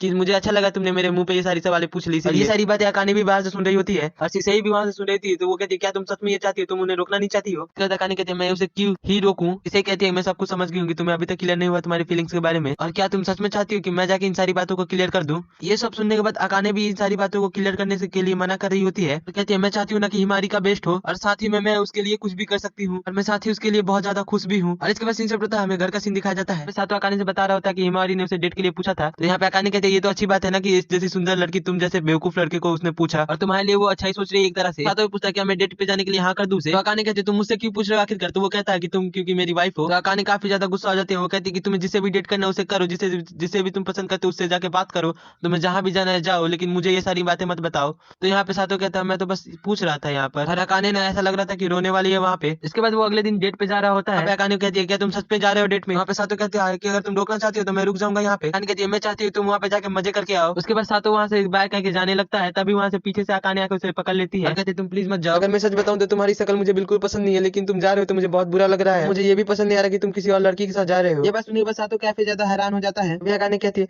तुम मेरे हस्बैंड हो, तुम मैं नहीं चाहती कि तुम किसी और लड़की के साथ बाहर जाओ घूमने के लिए। सातो कहता है तुम बिल्कुल सातो कहता है तो ठीक है फिर हम थोड़ी देर के बाद शॉपिंग के लिए चलेंगे और मैं गिफ्ट में तुम्हारे लिए एक रिंग भी देने वाला हूँ। ये सब सुनने के बाद अकाने और भी ज्यादा कभी सरप्राइज हो जाती है और शर्माने लगती है। की शुरुआत में सातो को दिखाया जाता है जो काफी ज्यादा शौक होता है क्योंकि हिमावरी जो होती है वो उसे रॉ मीट खिला रही होती है और उसके बाद हिमावरी कहती है कि मुझे पता चला तुम्हें ये काफी ज्यादा अच्छा लगता है। तो सातो कहता है कि तुम्हें ये किसने बताया है। हिमावरी अकाने की ओर देखती है और कहती है ये बताना जरूरी थोड़ी ना है और बोलती है कि मैंने इसे काफी ज्यादा प्यार से बनाया है तो प्लीज तुम इसे खा लो। और वहाँ पे फिर से बाकी लोग आ जाते हैं और वहाँ पे कहने लगते हैं कि तुम्हें ना ऐसी हिमावरी की फीलिंग्स को हर्ट नहीं करना चाहिए था, खा लेना चाहिए। तो फिर वहाँ पे सातो को खाना पड़ता है जबरदस्ती और जब उसको खाता है तो वो उसे मतलब काफी ज्यादा अच्छा लगता है, टेस्टी भी लगता है मतलब। लेकिन यहाँ पे अकाने की बहुत ज्यादा जल रही होती है क्योंकि अकाने को ये अच्छा नहीं लग रहा था। तभी हिमावरी पूछते कहीं तुम्हें जलस तो नहीं फील हो रहा ना। तो फिर अकाने कहते नहीं नहीं नहीं ऐसी कोई बात नहीं है। अकाने से हिमावरी कहती तुम बिल्कुल फिक्र मत करो और उसके बाद वो अकाने को भी खिलाने लग जाती है। जितनी भी सीन हो रही थी सारे बंदे भी देख रहे थे और कह रहे होते कि ये सब हो क्या रहा है। उसके बाद हमें शीशे दिखाया जाता है जो पूरा का पूरा मीट खा चुकी थी वहाँ पे। इसके अगले सीन में हिमावरी सातो से पूछ रहे होते क्या तुम मुझे मैथ पढ़ा दोगे क्योंकि मेरा मैथ बहुत ज्यादा वीक है। तो यहाँ पे सातो कहता अच्छा अच्छा ठीक है मैं तुम्हारी मदद कर कर दूंगा। ये सब सुन के हिमावरी को काफी ज्यादा अच्छा लगता है और उसके बाद कहते हैं कि चलो इसके बाद हम लाइब्रेरी में पढ़ेंगे। ये सब सुन के फिर से अकाने की जल रही होती है और हिमावरी उससे और भी ज्यादा फ्लर्ट करने लगती है। तो अकाने बीच में आ जाते हैं और कहते हैं कि तुम्हें ऐसा नहीं करना चाहिए क्योंकि इसके साथ अकेले में रहना काफी ज्यादा डेंजरस हो सकता है। तो हिमावरी कहते हैं ठीक है तो फिर तुम भी हमारे साथ ज्वाइन हो जाओ। ये सुनकर अकाने बोलती है मैं इसके साथ बिल्कुल भी नहीं पढ़ने वाली। ये गुस्सा होकर बोल रही होती है। तो हिमावरी कहती है क्या पता मैं 2 टॉपर के साथ बैठ के पढ़ने लगूं तो मैं 3rd टॉपर बन जाऊं। तो ये दोनों सोच रहे होते हैं कि ये कितना बेकार कैलकुलेशन करती है। तो बीच में सिसई सांप की तरह आ जाते हैं और कहते हैं कि मुझे बिल्कुल भी मत भूल जाना। और वहाँ पे सिसई आते हुए बोलने लगते हैं कि हिमावरी मैं भी तुम्हें पढ़ाऊंगी। ये सब सुनने के बाद हिमावरी अपने माइंड में बहुत फोर्स लगाती है और सोचती है कि अगर इनके साथ पढ़ूंगी तो मैं 6th आऊंगी। और वो काफी ज्यादा खुश हो रही थी। अभी सातो कहता है अरे तू कैलकुलेशन का काम छोड़ दे बेवकूफ। और ये सब सेल्फ स्टडी करने के लिए अकाने के घर पे प्लान करते हैं जाने के लिए। उसके बाद हमें दिखाया जाता है अकाने के घर का सीन, मतलब इनका ही घर का सीन, जहाँ पे अकाने और सातो ने मिलकर पूरा सामान छपा दिया था सातो का। हिमावरी को मैथ में कुछ भी नहीं आता था, मतलब पूरा डब्बा गुल है इसका। तो यहाँ पे सातो और अकाने दोनों मिलके ना हिमावरी को समझा रहे होते हैं। तो वो अकाने के गले लगाते हुए कहते हैं कि सच में तुम काफी ज्यादा अच्छी दोस्त हो मेरी। अब इसके बाद ये लोग काफी ज्यादा देर तक पढ़ाई करते हैं और हिमावरी को भी काफी चीजें समझ में आने लग जाती है। तो बोलने लगते सातो तुम काफी ज्यादा बढ़िया पढ़ाते हो सब लोगों को। और ये सब देख के अकाने को बिल्कुल भी अच्छा नहीं लग रहा था। और इसके बाद हिमावरी कहती है अकाने तुम भी समझ लो। यहाँ पे अकाने बोलती है नहीं मुझे ये सब समझने की कोई जरूरत नहीं है, मुझे जो भी कुछ करना है मैं अकेले कर लूंगी। तो फिर से हिमावरी बोलती है कि सातो तुम काफी ज्यादा जीनियस और वो काफी ज्यादा क्लोज होती है उसके। सातो भी कान में बोलता है एक बार अपने सामने देख ले बेवकूफ। और हमें अकाने को दिखाया जाता है जो काफी ज्यादा गुस्से में होती है, आग बुबूला होके। तभी वहाँ पे सिसई भी आ जाते हैं और चिपक के सातो से बोलने लगते भैया तुम आप बहुत अच्छे ही पढ़ाते हो। उसके अगले ही सीन में ये सारे के सारे कार्ड गेम खेलने के लिए आ गए होते हैं। और कार्ड गेम के स्टार्टिंग में तो अकाने बहुत ज्यादा बोल रही होती है कि सातो मैं तुम्हें जरूर हरा दूंगी। तब काफी ज्यादा खेलने के बाद हमें रिजल्ट पता चल जाता है कि वहाँ पे सातो सारा गेम जीत चुका है और इन लोगों की काफी बुरी तरीके से बेइज्जती हुई है उस गेम में। उसका साथ अपना मुंह लटकाते हुए कहता है मैं जा रहा हूँ तुम कुछ खाने के लिए, तुम लोग यहाँ पे खेलो। साथी अकाने भी उसके पीछे जा रही होती है तो सातो कहता है तुम्हें मेरे पीछे आने की कोई जरूरत नहीं है। ये सब सुनने के बाद अकाने भी बोलते है तुम्हारे बस की कुछ भी नहीं है, मेरे को तुम्हारे साथ जाना ही होगा। फिर उसके बाद अकाने कहती है कि मुझे पता लग रहा है तुम्हारी शक्ल देख के कि तुम काफी ज्यादा उदास हो। तो बताने लगता है कि हाँ हमारे परिवार में नहाने से काफी ज्यादा डर लगने लगता है, इसीलिए मैंने बचपन से कभी भी किसी भी गेम में नहीं हारा हूँ। इसी की वजह से मुझे काफी सारे लोग मुझे कभी भी खिलाया भी नहीं करते थे अपने साथ। वहाँ पे ये सब सुनने के बाद अकाने भी कहने लगते है कि मैं सच बताऊँ तो मुझे भी कभी कभी तुम ऐसे जल्द से फील होने लगता है। तुम्हारी मेमोरी इतनी ज्यादा शार्प है कि तुम्हें सब कुछ जल्दी जल्दी याद हो जाता है, लेकिन तुम बिल्कुल फिक्र मत करो मैं तुम्हें एक ना एक दिन तो कहीं भी हरा के ही रहूंगी। उसके बाद हमें घर में का सीन दिखाया जाता है जहाँ पे हिमावरी और सिसई ज़ॉम्बीज़ गेम खेल रहे थे टपाटप टपाटप। ये सब देखने के बाद अकाने और सातो काफी ज्यादा हैरान हो गए होते हैं। अकाने देखो हिमावरी कहती है तुम्हें तो ज़ॉम्बीज़ गेम बिल्कुल पसंद नहीं है तो ये कहाँ से आया। तो अकाने बताती है कि ये तो मेरे पापा ने ले आके रख दिया था इसीलिए मैंने रखा था। और कहते चलो खाने के लिए अब चलते हैं। इसके बाद ये सब के सब चाय पी रहे थे वहाँ पे और यहाँ पे भी हिमावरी सातो को कह रही थी तुम्हारा बहुत बहुत शुक्रिया, तुम्हारा बहुत ज्यादा शुक्रिया है, तुमने ही मुझे सब कुछ सिखा दिया। उसके बाद हिमावरी पूछते क्या हम तुम्हारे घर पे भी कभी सेल्फ स्टडी करने के लिए जा सकते हैं। सातो यहाँ पे सीधा मना कर देता है। अकाने यहाँ पे कान लगा के ये सारी बातें सुन रही थी। तभी हिमावरी कहती है क्या तुम मुझे अपने घर पे नहीं बुलाना चाहते। और उसके बाद वो क्लोज आने लगती है और भी क्लोज आने ही वाली होती है तभी उसके शरीर में बस चाय गिर जाता है। तो यहाँ पे जल्दी जल्दी साथ जाता है, एक नेपकिन उठा के लाके उसे दे देता है। तो वो कहती है थैंक यू, लेकिन तुम्हें कैसे पता थी ये यहाँ पे है। तो ये सुनने के बाद ये दोनों के दोनों फिर से हैरान हो जाते हैं। बोलता है मैंने तो बस अंदाजा लगाया था। तो हिमावरी कहती है कि सच में तुम काफी ज्यादा इमेजिन हो सातो। उसके बाद सिसई उसे रेस्ट रूम में लेके चली जाती है कि ताकि वो कपड़े अपने बदल ले, मतलब कि धो ले। हिमावरी और सिसई के जाते ही ये दोनों के दोनों वापस अपने आप में ही लड़ने लग जाते हैं। और यहाँ पे अकाने कहती है कि तुम इतनी बड़ी गलती कैसे कर सकते हो। यहाँ पे सातो कहता है अरे अरे मैं तो बस ध्यान से उतर गया था। उसके बाद अकाने कहती है आखिरकार तुम इतना अच्छा ट्यूटर बनने की क्या ही जरूरत है। इसी तरह से वो काफी ज्यादा लड़ रहे थे लेकिन तभी ना वहाँ पे लाइट कट जाती है। लाइट जाने के चक्कर में वहाँ पे अकाने काफी ज्यादा फिर से डर जाती है और सातो के ऊपर चिपक जाती है। तो यहाँ पे सातो कहता है कि तुम्हें ना मुझसे थोड़ा सा दूर हो जाना चाहिए, लेकिन अकाने कहीं भी नहीं जा रही थी, उसे पकड़ी हुई होती है। सातो को फिर से बताती हुई है कि उसे अंधेरे से काफी ज्यादा डर लगता है, इसलिए तुम प्लीज कहीं पे भी मत जाओ। उसके बाद वो लोग यहाँ पे काफी सारी बातें करने लग जाते हैं और इनकी अजीब अजीब बातें सुन के यहाँ पे कुछ ज्यादा ही अजीब माहौल बनने लगता है। तभी वहाँ पे लाइट आ जाती है और लाइट के साथ ही वहाँ पे हिमावरी भी आ जाती है और वो ना इन दोनों को इतना ज्यादा क्लोज भी देख लेती है। तो हिमावरी पूछती है आखिरकार तुम दोनों इतना क्लोज होके कर क्या रहे हो। तो यहाँ पे अकाने शर्माते हुए कहते हैं नहीं नहीं हम क्लोज कहाँ पे थे, हम तो बस ऐसे चिपके हुए थे। फिर से हमें स्कूल का सीन दिखाया जाता है जहाँ पे हिमावरी कह रही होती है कि सातो मुझे सर ने जो भी पढ़ाया वो कुछ भी समझ नहीं आया,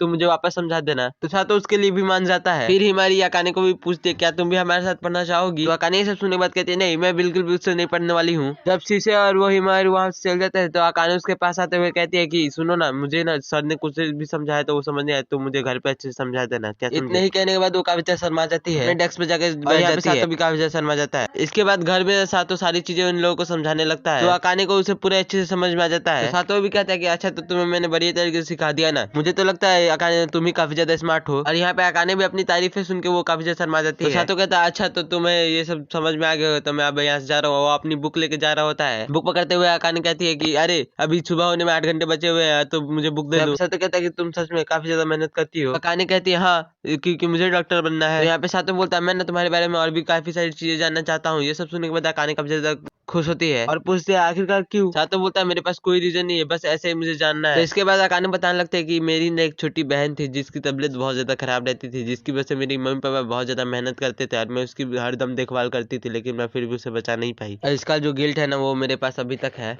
और गिल्टी मुझे अभी तक भी फील होता है। मुझे लगता है ये सब मेरे वजह से हुआ है। इसी की वजह से मैं डॉक्टर भी बनना चाहती हूँ कि मैं काफी लोगों की मदद कर सकूं और मैं वो सब कुछ करना चाहती हूँ जिसकी वजह से मैं सब लोगों को बचा सकूं। भगवान से ऐसी ही पावर ही चाहती हूँ। इसके बाद हमें अगला सीन दिखाया जाता है जहाँ पे सुबह हो चुकी होती है और अकाने घर में काफी ज्यादा उदास होती है। और वो सातो कह रहे होते कि तुम्हारे पास एक छोटी बहन है सीसई जैसी, और ये सभी बातें सोच के वो काफी ज्यादा उदास हो रही थी। वहाँ पे ज्यादा कुछ नहीं बोलता। उसके बाद अगले सीन में ये सारी बातें सीसई को बता रहा होता है और वो सोच रहा होता है कि मैं आखिरकार उसे कैसे ही चेहरा, और उसकी बहन तो काफी साल पहले ही वो यहाँ इस दुनिया पे से चली गई है, तो मैं उसकी हेल्प कैसे ही कर सकता हूँ। यहाँ तक उसकी बहन को मैंने देखा भी नहीं है। तो सीसई बोलती है आपको ना वहाँ पे सबसे बढ़िया उसके साथ हैंग आउट कर लेना चाहिए, थोड़ी सी शॉपिंग कर लेनी चाहिए, घूमना चाहिए। जैसे कि मैं तुम्हारे साथ जब भी रहती हूँ तो मुझे काफी ज्यादा अच्छा लगता है, तो क्या पता तुम उसके साथ रहोगे तो उसे भी अच्छा लगेगा। और इसके बाद हमें इस घर का सीन दिखाया जाता है जहाँ पे सातो अकाने के पास जाता है और पूछता है क्यों ना हम कल एक साथ हैंग आउट करें, मतलब कि घूमने चले। तो ये सुनने के बाद अकाने काफी ज्यादा हैरान हो जाती है और उसके बाद वो पूछती है कि आखिरकार तुम सीसई को क्यों नहीं पूछ रहे, मुझे पूछ रहे हो। यहाँ पे सातो बोलता है बस ऐसे ही मुझे तुम्हारे साथ जाने का आज मन किया इसीलिए। यहाँ पे अकाने इतनी ज्यादा नर्वस हो गई थी कि उसकी जो कड़ी चावल थी वो भी जला दिया था उसने। अब यहाँ पे अकाने काफी ज्यादा नर्वस होती है। अगले सीन में वो अपने ग्रैंडमा के पास पहुंच गई होती है। उसकी ग्रैंडमा पूछती है क्या तुम्हें कोई परेशानी है क्या। तो अकाने कहती है हाँ सातो ना मेरे साथ बाहर हैंग आउट करना चाहता है, मुझे तो लगता है वो मेरे को डेट के लिए पूछ रहा है। सुनने के बाद ग्रैंडमा रोने लगते हैं और कहते हैं कि चलो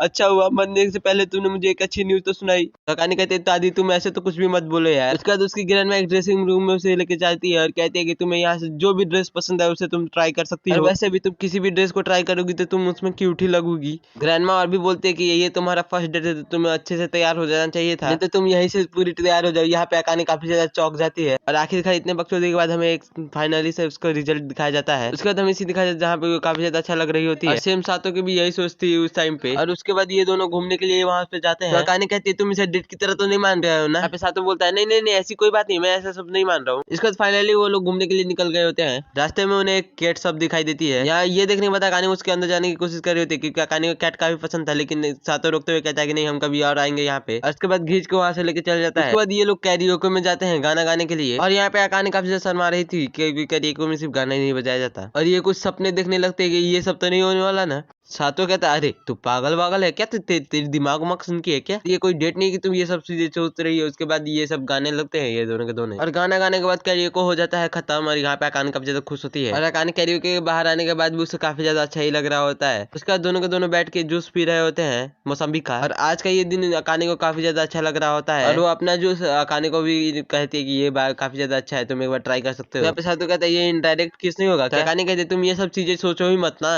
अकाने उसे इंसिस्ट करती है कि तुम एक बार इसे ट्राई तो करो। तो कहता है नहीं नहीं तुम ही पी लो अगर वो तुम्हारा फेवरेट है तो। उसके बाद अकाने पूछती है आखिरकार तुम मुझे आज यहाँ पे क्यों लेके आई, तुमने घूमने का प्लान ही क्यों बनाया। तो सातो बताने लगता है कि मेरी कारण तुम्हें अपनी बहन की याद आ गई, उसके बारे में तुम सोचने लग गई, इसीलिए मुझे काफी ज्यादा बुरा लग रहा था तुम्हें शायद देख। तो ये सब सुनने के बाद वो काफी ज्यादा खुश हो रही होती है। अकाने भी मतलब कुछ काफी ज्यादा उसे अच्छा लग रहा होता है। उसके बाद अकाने कहती है अगर तुम मुझे जहाँ पे भी लेके जाना चाहते हो मैं वहाँ पे चलने के लिए तुम्हारे साथ तैयार हूं। सातो कहता है कहीं भी ना। तो अकाने कहती है हाँ जरूर। उसके बाद ये लोग मेडिसिन शॉप पे चले जाते हैं वहाँ से और यहाँ पे दुकानदार बोलता है ये विटामिन बी की गोली है। तो विटामिन की गोली को उठा के उसको खाने लगता है वो बेवकूफों की तरह। ये सब देखने में अकाने भी काफी ज्यादा हैरान हो जाती है। इसके बाद दुकानदार कैल्शियम की गोली निकालता है और ये देखने के बाद सातो कहता है कैल्शियम की गोली, इससे तो मेरी हड्डियां मजबूत हो जाएंगी। उसके बाद वो काफी ज्यादा गोलियां खा लेता है और वो काफी ज्यादा गोलियां खाने की वजह से उसे निकालने लगता है अपने मुंह से। ये सारी चीजें देखने के बाद अकाने वहाँ पे काफी ज्यादा डर जाती है। अब अगले सीन में ये दोनों घर जाने के लिए तैयार हो गए होते हैं। तभी अकाने को वहाँ पे एक रिंग दिखाई देती है और वो रिंग ना काफी ज्यादा उसको बढ़िया लग रहा होता है। तभी सातो पूछता है क्या तुम्हें ये चाहिए। तो अकाने बोलते नहीं नहीं नहीं ऐसी कोई बात नहीं है वैसे तो सातो बोलता है अगर तुम्हें ये चाहिए तो तुम बता दो मैं तुम्हारे लिए खरीद सकता हूँ। तो यहाँ पे अकाने बताते कि नहीं मैं जब बड़ी हो जाऊंगी और जब डॉक्टर बन जाऊंगी ना तब इसके बाद मैं इसको खरीद। सातो बोलता अगर तुम्हें ये चाहिए तो मैं तुम्हें अभी भी दिलवा सकता हूँ। अकाने बोलते नहीं नहीं ऐसी कोई बात नहीं है। अब इसके बाद ये दोनों घर जाने के लिए तैयार हो गए होते हैं और आज के दिन के लिए अकाने ना काफी ज्यादा धन्यवाद करती है सातो का और बोलते हैं मैं पूरी तरीके से चार्ज अप हो चुकी हूँ इस वीडियो में। ये सब सुनने के बाद सातो को भी काफी ज्यादा अच्छा लग रहा होता है। इसी के साथ तो एपिसोड की शुरुआत हमें दिखाया जाता है कि सातो खा रहा होता है। अकाने सातो को बोल रही होती है कि मैं काफी मेहनत से खाना बनाती हूँ, तो तुम्हें थोड़ा अच्छे से खा लेना चाहिए और साथ ही खाना खाते हुए टीवी पे ध्यान नहीं देना चाहिए। तो सातो कहता है हाँ हाँ ठीक है, मैं कैसे भी खा लूंगा। तो ये बात सुनने के बाद अकाने फिर से गुस्सा हो जाती है और उसके बाद कुछ चिल्लाने के बाद मतलब वापस से वहां से चली जाती है। और उसके बाद सातो रिंग के बारे में सोचने लगता है, जो इसे पिछले वाले में मतलब याद आया होता, मतलब पिछले वाले एपिसोड में से याद आया था। इसके बाद स्कूल का सीन दिखाया जाता है जहाँ पे सीसे बोल रही होती है सातो को घर जाने के लिए। तो सातो बोलता है अच्छा ठीक है, तो फिर मैं आज तुम्हारे घर पे चल लूंगा। तो ये बात सुनकर सीसे को काफी ज्यादा अच्छा लगता है। तो इसके बाद सीसे अपने मेट को वो फोन कर लेती है। उसकी जो मेट होती है वो काफी बड़ी सी कार लेके आती है और उसके बाद वो तीनों के तीनों गाड़ी में बैठ के चल जाने लगते हैं। तभी सातो कहता है रूही तुम थोड़ी सी धीरे कार चलाना। तभी वो काफी ज्यादा तेज में चलाने लगती है कार को, जिससे इसकी तो पूरी हालत टाइट हो जाती है। और उसके बाद सीसे के घर में पहुंचता है। जो सीसे का घर है वो काफी ज्यादा आलीशान है, देखने से ही पता लग रहा है। उसके बाद सीसे अपनी जैकेट को उतारती है और वहीं पे कपड़े से लग जाती है। तो सातो कहता है तुम्हें कहीं और जाके करना चाहिए। उसके बाद हमें दिखाया जाता है उससे शॉर्ट ही नहीं निकल रहा होता है, तो वो सातो की मदद मांगती है। इसके बाद हमें दिखाया जाता है वो मेट की ड्रेस पहन के आ गई होती है वहाँ पे। अब इसके बाद सीसे सातो को खेलने के लिए बोलती है। सातो पूछता है आखिरकार तो हमें क्या खेलना होगा। तो वहाँ पे सीसे बोलते हैं चलो हम मरने वाली गेम खेलेंगे। तो सातो बोलता है आखिरकार ये तुम क्या कहने की कोशिश कर रही हो। तो उसके बाद सीसे बोलने लगते हैं ठीक है तो अच्छा हम एम्पायर वाला गेम खेलेंगे जिसमें ना फ्रेश ब्लड पीना होता है। उसके बाद अचानक जाके सातो की गर्दन पे ब्लड मतलब पीने के लिए कोशिश करने लगती है। ये कर ही रही होती है, तभी वहाँ पे आती है एक लेडी जो होती है मतलब सातो की आंट। और वो जैसे ही सातो को देखती है उन्हें भी काफी ज्यादा प्यार आने लगता है अपने बेटे के ऊपर और वो काफी ज्यादा उसे प्यार से मतलब चलाने लगती है। कहती है आज ना तुम्हें डिनर यहीं पे करना होगा ना, आज तुम्हारे लिए ना तुम्हारी पसंद का खाना बनाऊंगी। तो सातो कहता तो आपको ये करने की जरूरत नहीं है, आकाने ने घर पे खाना बनाया होगा। और इसकी ये बात सुन के ना आंट को वहाँ पे काफी ज्यादा मुंह फुला लेती है, मतलब मुंह फुला लेती है। उसके बाद तभी सातो बोलता है मुझे ना आपसे कोई बात करनी है। तो आंट कहती है अच्छा तो तुम अभी सन इन लॉ बनने के लिए रेडी हो गए। सातो बोलता है नहीं ऐसी बात तो बिल्कुल भी नहीं है। और वो बोलता है कि मुझे ना आपकी मदद चाहिए थोड़ी सी, मुझे ना एक जॉब करनी है। तो आंट बोलती है तुम्हें इसकी क्या ही जरूरत है, तुम्हारे पास तो बहुत ज्यादा ही पैसे हैं। तो सातो बोलता है ना मुझे ना वो वाले पैसे नहीं चाहिए, मैं अपनी मेहनत से पैसे कमाना चाहता हूँ। कि ये सारी बातें सुन के सीसे ही बोलने लगती है तुम ना मेरे साथ खेलने आए थे यहाँ पे, लेकिन तुम तो जॉब वॉब की बात करने लग गए हो यहाँ पे। तो वहाँ पे सातो कहता है ये काफी ज्यादा अड़ियर है, चलो तुम्हारे साथ मैं खेल ही लेता हूँ। और उसका दांत भी वहाँ पे बोलने लगती है तुम्हें पता है ना आगे जाके तुम्हें क्या करना है, तुम्हें होजो कंपनी को एक नंबर पे लेके जाना है और साथ ही तुम्हारी मैरिज तुम्हारी ग्रैंडपा ने बिना पूछे ही कर दिया। और ये बात जान के मुझे काफी ज्यादा बुरा लगा था। तो वहाँ पे सातो पूछता है तो क्या आप मैरिज का अगेंस्ट हो। तो वहाँ पे आंट जो होती है वो कहती है हाँ। और आंट बताती है ना कंपनी ना काफी ज्यादा मुसीबत में है और वहाँ पे एक लैंग्वेज है जो तुम्हें सीखना होगा और वो ना 3 दिन का टाइम देती है उस लैंग्वेज को सीखने के लिए। तो वहाँ पे सातो बोलता है 1 दिन ही काफी है। अब इसके बाद सीन पता है हमें दिखाया जाता है सातो पढ़ाई कर रहा होता है और अकाने ये देख के काफी ज्यादा हैरान हो जाती है और वो कहती है मुझे यकीन नहीं हो रहा कि तुम पढ़ाई कर रहे हो। सातो बोलता है मैं तो बस यहाँ पे लैंग्वेज सीखने की कोशिश कर रहा हूँ और मुझे लगता है मैं थोड़ी सी ध्यान दूंगा तो मैं इसे अपनी दिमाग में फिट कर सकता हूँ। अकाने भी वहाँ पे सोचने लगता है आखिरकार ये कैसा बंदा क्या क्या चीजें सोचने लगता है। अब इसके बाद वो लैंग्वेज देखने लगती है और बोलती है क्या तुम्हें ये सच में करना होगा। तो यहाँ पे सातो बोलने लगता है तुम्हें ना यहाँ पे ज्यादा ध्यान नहीं देना चाहिए और अपने काम पे ध्यान दो, मतलब चिंता नहीं करना चाहिए। तो अकाने बोलती है मैं ना इसके बारे में सोच भी नहीं रही हूँ, बिना बात के गुस्सा दिलाते रहते हो हर वक्त पे। इसके बाद सीन पता है स्कूल का सीन दिखा जाता है जहाँ पे हिमा और अकाने सब शौक होते हैं क्योंकि सातो ना आते ही यहाँ से चला गया सीसे के साथ सीसे के घर पे। उसके बाद ना सातो ना सीसे को पढ़ा रहा होता है और साथ ही सीसे भी वहाँ पे काफी ज्यादा एंजॉय कर रही थी सातो के साथ। उसके बाद वो सातो के गर्दन पे बाइट करते हुए कहती है मैं वैम्पायर हूँ ना, मुझे काफी तेज प्यास लगी है। और कहने लगते है जब से तुम्हारी शादी हुई है ना तब से तुमने मुझे आज तक टाइम नहीं दिया है और वैसे भी तुम्हारी कोई गलती भी तो नहीं है, तुम भी तो अपने सपने के पीछे भागे हुए हो।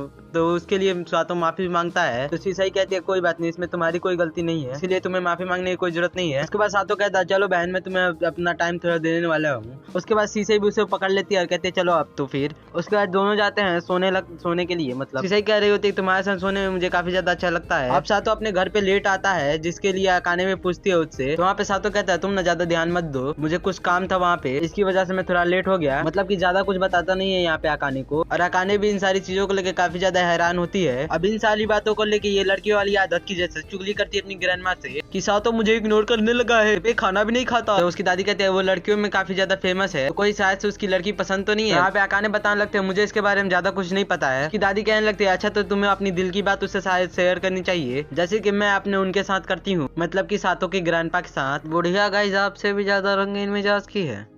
तो अकाने वहाँ पे शर्माते हुए कहते हैं नहीं मुझे उस तरीके से क्लोज नहीं आना सातो के साथ। अब स्कूल का टाइम दिखाया जाता है जहाँ पे हिमावरी फिर से रो रही होती है अकाने से लग के, सातो ने फिर से डेट ठुकरा दिया। अब शीशे ही ना अकाने के बगल से जाती है तो अकाने ना कुछ नोटिस करती है कि सातों का सेंट जैसा कुछ लग रहा है उसे। अब घर का सीन दिखाया जाता है जहाँ पे अकाने अकेले बैठी हुई होती है और आज भी सातों नहीं होता है वहाँ पे। अब अकाने को थोड़ी मोड़ी फिक्र होने लगती है सातों की लेके और बुढ़िया की बात याद रखती है, मतलब करती है। अगर वो तुम्हें पसंद है तो तुम्हें बात करनी चाहिए वो। अब अकाने ना शीशे के घर पे कॉल लगाती है जहाँ पे उसकी कॉल मतलब मेड ने उठाया था वहाँ पे। और अकाने बताती है मैं ना सातों की क्लासमेट हूँ और क्या मैं सातों से 1 मिनट के लिए बात कर सकती हूँ। तो मेड कहती है हाँ आप बात कर सकते हैं लेकिन आपको रुकना होगा 1 मिनट के लिए। उसके बाद ये कॉल ना उसकी मम्मी आंटी उठाती है, तो कहती है हाँ तुम हो, मैंने तुम्हारे बारे में बहुत सुना है अकाने। उसके बाद अकाने भी फिर से अपने बारे में इंट्रोडक्शन देने लगती है कि हाँ मैं हूँ अकाने। तो आंटी ना अकाने को बताती है कि अभी सातों थोड़ा सा व्यस्त है, मतलब काम में बिजी है, तुम्हारी तरह फ्री फोकटी नहीं बैठा हुआ। तो अकाने कहती है क्या मैं 1 मिनट के लिए बात कर सकती हूँ। तो आंट उसके लिए एकदम से मना कर देती है और कहती है तुम्हें ना उतनी ज्यादा फिक्र नहीं करनी चाहिए, सातों तुम्हारे घर पे आ जाएगा।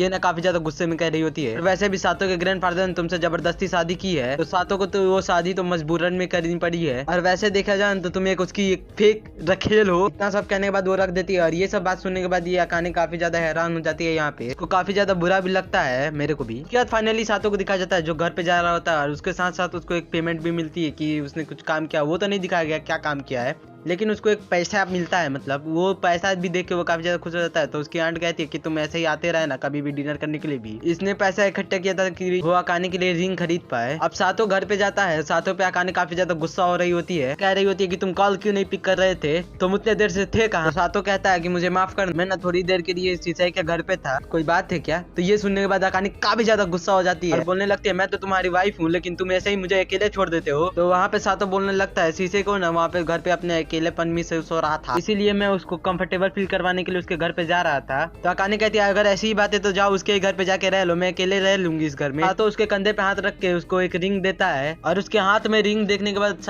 अकाने वहाँ पे काफी ज्यादा हैरान हो जाती है। कहती है मैं तो इसे खरीदने वाली थी ना। तो बताता है कि मैं ना यही खरीदने के लिए थोड़ा काम कर रहा था कि मैं अपने मेहनत से तुम्हारे लिए कुछ खरीद सकूं और ये बात मैंने तुमसे थोड़ी सी छुपाई थी ताकि मैं तुम्हें कोई सरप्राइज दे दूं। और उस रिंग को देख के अकाने वहाँ पे काफी ज्यादा शर्माने लगती है, पैसा लेके भाग जाती है। रात को उसको धन्यवाद भी करती है। सातों ना उसको देखते ही रह जाता है। उसके बाद सातों की जब रात को मतलब सुबह आंख खुलती है तो वो देखता है अकाने वहीं पे बगल में बैठी हुई है और रिंग दिखाते हुए कहती है कि सच में ये काफी ज्यादा अच्छा लग रहा है। पूछते आखिरकार तुम क्या काम कर रहे थे। सातों बताता है नहीं कुछ भी नहीं, ऐसे छोटा मोटा काम कर रहा था जिसकी वजह से मुझे पैसे मिल गए, मैंने तुम्हारे लिए खरीद दिया। तो वो काफी खुश होते हुए कहते मैं ना आज तुम्हारे लिए डिनर बनाऊंगी वो भी अच्छा वाला। तो बेवकूफ स्कूल के लिए तैयार हो के अपने रिंग को ही खाली देके जा रही थी। तो सातों कहता है डिनर तो बना दो मेरे लिए, सॉरी ब्रेकफास्ट। वो सातों को देख के वहाँ पे काफी ज्यादा घबरा जाती है, उसने ही दिया रिंग चुराएगा नहीं। सातों पूछने लगता है तुम्हें क्या हो गया, ऐसी हरकतें क्यों करने लग गई है। वो गुस्से में कहने लगते तुम्हें क्या करने को भाई बेवकूफ वाली फॉर्म। उसके बाद सब दिखाया जाता है खाना तो एकदम बवाल बना हुआ होता है और यहाँ पे सातों कुछ ज्यादा ही खाने खा लिया होता है और अकाने भी उसको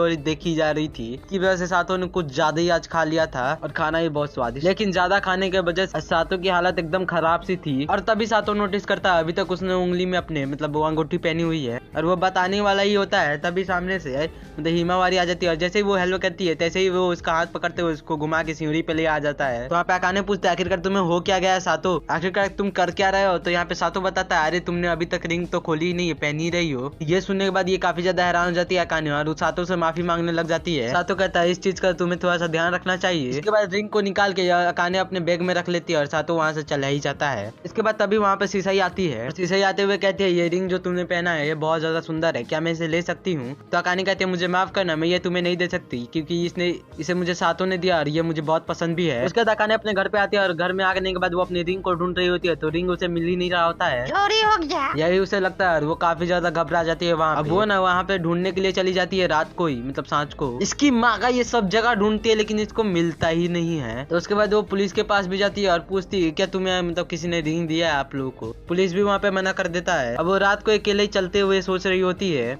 कि उस रिंग को कहीं शीशाई ने तो नहीं ले लिया ना। और वो सोचते है वैसे भी मैं वैसी रिंग कभी खरीद भी नहीं सकती और वैसे भी सातों ने मुझे वो काफी ज्यादा प्यार से गिफ्ट किया था, जब जानेगा तो उसे काफी ज्यादा बुरा भी लगेगा। और वो इमोशनल होते हुए कह रही होती है कि जब तक सातों को ये सब बातें पता लगेंगी तब तक तो मैं रिंग को ढूंढ भी लूंगी। कल स्कूल में भी ना इसका बिहेवियर मतलब काफी ज्यादा अलग सा हो जाता है और इस बात को सातों भी नोटिस करता है। अब अकाने कल भी उस रिंग को मतलब ढूंढने लगती है आज और काफी ज्यादा वो अभी चिंता में थी। तभी वो बैठी हुई थी अकेले में, तभी शीशाई कहती है कि मुझे लगता है तुम काफी ज्यादा प्रॉब्लम में हो। अकाने वहाँ पे कहती है नहीं ऐसी कोई भी बात नहीं, मतलब ऐसी कोई भी बात नहीं है। शीशाई वहाँ पे बोलती है तुमने कुछ खो तो नहीं दिया है ना, तुम मुझे बेझिझक बता सकती हो, मैं भैया को कुछ भी नहीं बताने वाली। और वैसे मैं सच बताऊं तो मैं काफी ज्यादा प्यारी और स्वीट आदमी हूँ, मैं किसी को भी निराश नहीं देख सकती। और वैसे भी ये मेरे भैया ने दिया था तुमको, और खो जाएगा तो मेरे भैया भी काफी ज्यादा नाराज हो जाएंगे और मैं नहीं चाहती। तो वो कहती है कि हाँ मुझे लगता है ना तुम अपने भैया से काफी ज्यादा प्यार करती हो। तो उसे भी कहती है सही पकड़ा। उसके बाद ये लोग पूरे क्लासरूम में ढूंढते हैं, मतलब सब जगह पे स्कूल में, लेकिन इन्हें नहीं मिलता है रिंग। यहाँ पे आकाने शीशई से माफी मांगती है कि मुझे माफ करना, तुम मेरे वजह से तुम्हारा इतना टाइम वेस्ट हो गया। और वहाँ पे शीशई बोलती है कोई बात नहीं। अब आकाने बोलती है कि नहीं लगता है मुझे रिंग नहीं मिलने वाला। तो वहाँ पे शीशई आइडिया देती, तुम मेरे भाई से कुछ क्यों नहीं कह रही, मेरे भाई से अपने प्रॉब्लम के बारे में बताओ, मेरा भाई पूरा प्रॉब्लम का आराम से सॉल्व कर लेता है। आकाने वहाँ पे रोते हुए कहती है कि नहीं मैं उससे मदद नहीं ले सकती, मतलब इमोशनल होते हुए। अब यहाँ पे सातों का सीन दिखाया जाता है जो घर पे बैठ के अकेले खाना खा रहा था, और आकाने तो उसके पास भी नहीं आई थी आज, मतलब उसके साथ खाने के लिए। तो सातों को भरोसा हो जाता है कि यहाँ पे पक्का कुछ ना कुछ गड़बड़ है दाल में। अब गेट रिंग होती है और वहाँ पे आकाने नहीं शीशई आई होती है। तो वो पूछता है आकाने कहाँ पे, तो वो बताती नहीं है कुछ भी। और शीशई कहती है मुझे ना घर में से काफी ज्यादा बढ़िया खुशबू आ रही है खाने की। उनके ही शीशे काफी चीजें बता भी दे रही थी, लेकिन वो बताना भी नहीं चाह रही थी, और वो बातों को लेके काफी ज्यादा कंफ्यूज थे। वो सही से बता भी नहीं पा रही थी, और बता भी मतलब सकती थी नहीं, क्योंकि उस मतलब आकाने से उसने प्रॉमिस लिया था, इसलिए उसको कुछ भी समझ नहीं आता वहाँ पे। अब अगले दिन सातों ना आकाने की पीछा करता है, और वो आकाने यहाँ तो मतलब अपनी रिंग ढूंढने की कोशिश में थी, और यहाँ पे सातों को कुछ समझ नहीं आ रहा था। और जैसे ही सातों को समझ में आता है, मतलब उसकी हाथों को देखता है जहाँ पे रिंग नहीं था, उसके बाद हमें आकाने को दिखाया जाता है जो बैठी हुई होती है वहाँ पे अकेली। वहाँ पे बारिश भी शुरू हो गई होती है, सोच रही होती है कि रिंग नहीं मिलेगा। तभी वहाँ पे सातों आता है छाता को लेकर, और यहाँ पे सातों बोलता है ना तुम्हें ना रिंग के बारे में नहीं सोचना चाहिए, तुम्हें ना घर पे चलना चाहिए, यहाँ पे काफी ज्यादा मौसम खराब है। तो आकाने कहती है कि नहीं मैं घर पे नहीं चल सकती। तो वो कहता है कि तुम फिक्र क्यों कर रही हो, मैं तुम्हारे लिए दोबारा से खरीद दूंगा। तो यहाँ पे आकाने इमोशनल होते हुए बताने लगती है कि नहीं मुझे तो रिंग वही रिंग चाहिए, क्योंकि हमारी शादी तो फोर्सफुली हुई है, और वो रिंग ही है ऐसी चीज जिससे मुझे यकीन आता है कि तुम काफी ज्यादा अच्छे हो, और तुम मेरी भी मतलब मेरा भी ख्याल रख सकते हो। तुमने काफी ज्यादा मेहनत से उसे मेरे लिए खरीदा भी था, तो मैं ऐसे घर पे कैसे चल जाऊँ। ऐसा कह के वो काफी ज्यादा रोने लगती है वहाँ पे सातों कहता है अच्छा तो ठीक है फिर मैं तुम्हारी हेल्प करवा देता हूँ उस रिंग को खोजने में। और वो पूछता है आखिरकार तुम कहाँ गई थी उस रिंग को पहनने के बाद, मतलब कि रखने के बाद। तो वो बताती है कि मैं एक सुपरमार्केट में गई थी, मतलब हम दोनों गए थे शॉपिंग करने के लिए उस सुपरमार्केट में। सातों बोलता है अच्छा तो ठीक है फिर हम वहीं पे चलते हैं एक बार देखने के लिए। उसके बाद वो सातों एक कैफे के पास आ जाता है जहाँ पे मतलब वो आई थी लास्ट टू लास्ट, और उसके बाद वो एक नाले में मतलब अपना हाथ घुसेड़ता है जहाँ पे उससे मतलब वो पॉकेट मिल भी जाता है, जहाँ पे आकाने उसको मतलब वो देख के काफी ज्यादा वहाँ पे हैरान हो जाती है, और उसके बाद वो काफी ज्यादा खुश हो जाती है। और खुश होते हुए मतलब रिंग को मतलब वो कहने लगता है मैं तो समझदार हूँ। तभी वो पकड़ के उसको थैंक यू चिल्लाने लगते हैं, और यहाँ पे सातों शॉक हो गया होता है, और वो सच में काफी ज्यादा थैंक यू कह रही थी रोते हुए मतलब। और उसके बाद सातों उसके फिर से रिंग पहना देता है, और वो रिंग देखने के बाद वो काफी ज्यादा खुश हो जाती है वहाँ पे। और उसके बाद ये लोग घर जाने लगते हैं, जहाँ पे जाते हुए काफी ज्यादा झगड़ा करने लगते हैं, फिर से मारपीट वही वाली मतलब नोक झोंक छोटी मोटी, जो देखने में हमें अच्छा लगता है। साथ ही साथ यहाँ पे मतलब इसे मतलब काफी ज्यादा अच्छा भी लग रहा होता है, और इसे के साथ ही साथ हमें मतलब यहाँ पे एक लड़की की एंट्री होती है जिसके बारे में हमें मतलब अगले एपिसोड में बताया गया है। अगले दिन हमें दिखाया जाता है सातों बैठा हुआ है और वो कुछ पढ़ रहा होता है, तभी वहाँ पे एक लड़की की एंट्री होती है जो लड़की आप लोग को कल वाले एपिसोड में दिखी, और वो सातों के पास चली आती है, और सातों को इसके बारे में कुछ याद नहीं आ रहा होता, लेकिन थोड़ा थोड़ा याद आ रहा होता है बचपन का बात को लेके मतलब। तभी वो लड़की सातों को आई लाइक यू कह देती है, जिससे सातों तो शॉक हो जाता है। उसके बाद फिर से वो कहने लगती है, मतलब कि सातों को फिर से प्रपोज कर देती है वो, मतलब कि फ्री फोकट बैठी हुई लड़की मतलब सातों को प्रपोज भी कर दिया। तो ये सब सुनने के बाद सातों काफी ज्यादा वहाँ पे हैरान हो जाता है, और वो लड़की अभी भी सातों के पास ही थी, और वो कहने लगते मुझे पता है कि तुम्हारे साथ अकाने रहती है और तुमने हिमावारी को रिजेक्ट भी कर दिया है। सातों ये सब जानने के बाद काफी ज्यादा हैरान हो जाता है, और वो सोचने लगता है आखिरकार ये सब चीजें इसको कैसे पता चली। वो लड़की कहती है मैं आपको काफी ज्यादा पसंद करती हूँ, इसीलिए मुझे आपकी सारी सिगरेट पता है। तो सातों कहता है चेप होना बंद करो, तूने जो भी बोला है क्या वो सच है कि मैं निकलूं। वो तो थोड़ी देर के लिए शांत थी और मुस्कुराते हुए कहती है क्या तुम मेरे साथ बाहर घूमना चाहोगे। सातों कहता है आखिरकार तुम इतनी जल्दी डिसीजन ले भी कैसे सकती हो। तो वो लड़की कहने लगते हैं मुझे तुम्हारे सारे सिगरेट के बारे में पता है, अगर तुम घूमने के लिए नहीं जाओगे तो तुम्हें पता है मैं तुम्हारे साथ क्या कर सकती हूँ। तो सातों भी गुस्से में वहाँ पे मना कर देता है। तो वो लड़की ना सातों के सारे सिगरेट को चिल्लाने लगती है और सभी लोगों के सामने ही मतलब बताने लगती है। तो सातों यहाँ पे दौड़ते हुए जाता है और उसका मुंह बंद करता है। मुंह बंद करने की वजह से सातों को कुछ ज्यादा ही क्लोज आ रही थी, जिसकी वजह से वहाँ पे एंट्री होती है शीशे की, जो घूमते घूमते आती है और एक घिच के लात मारती है उसको, और वो मुंह के बल गिरती है। लेकिन वो शीशई की मुंह को देख के वो उसे काफी ज्यादा प्यारी लगती है शीशई,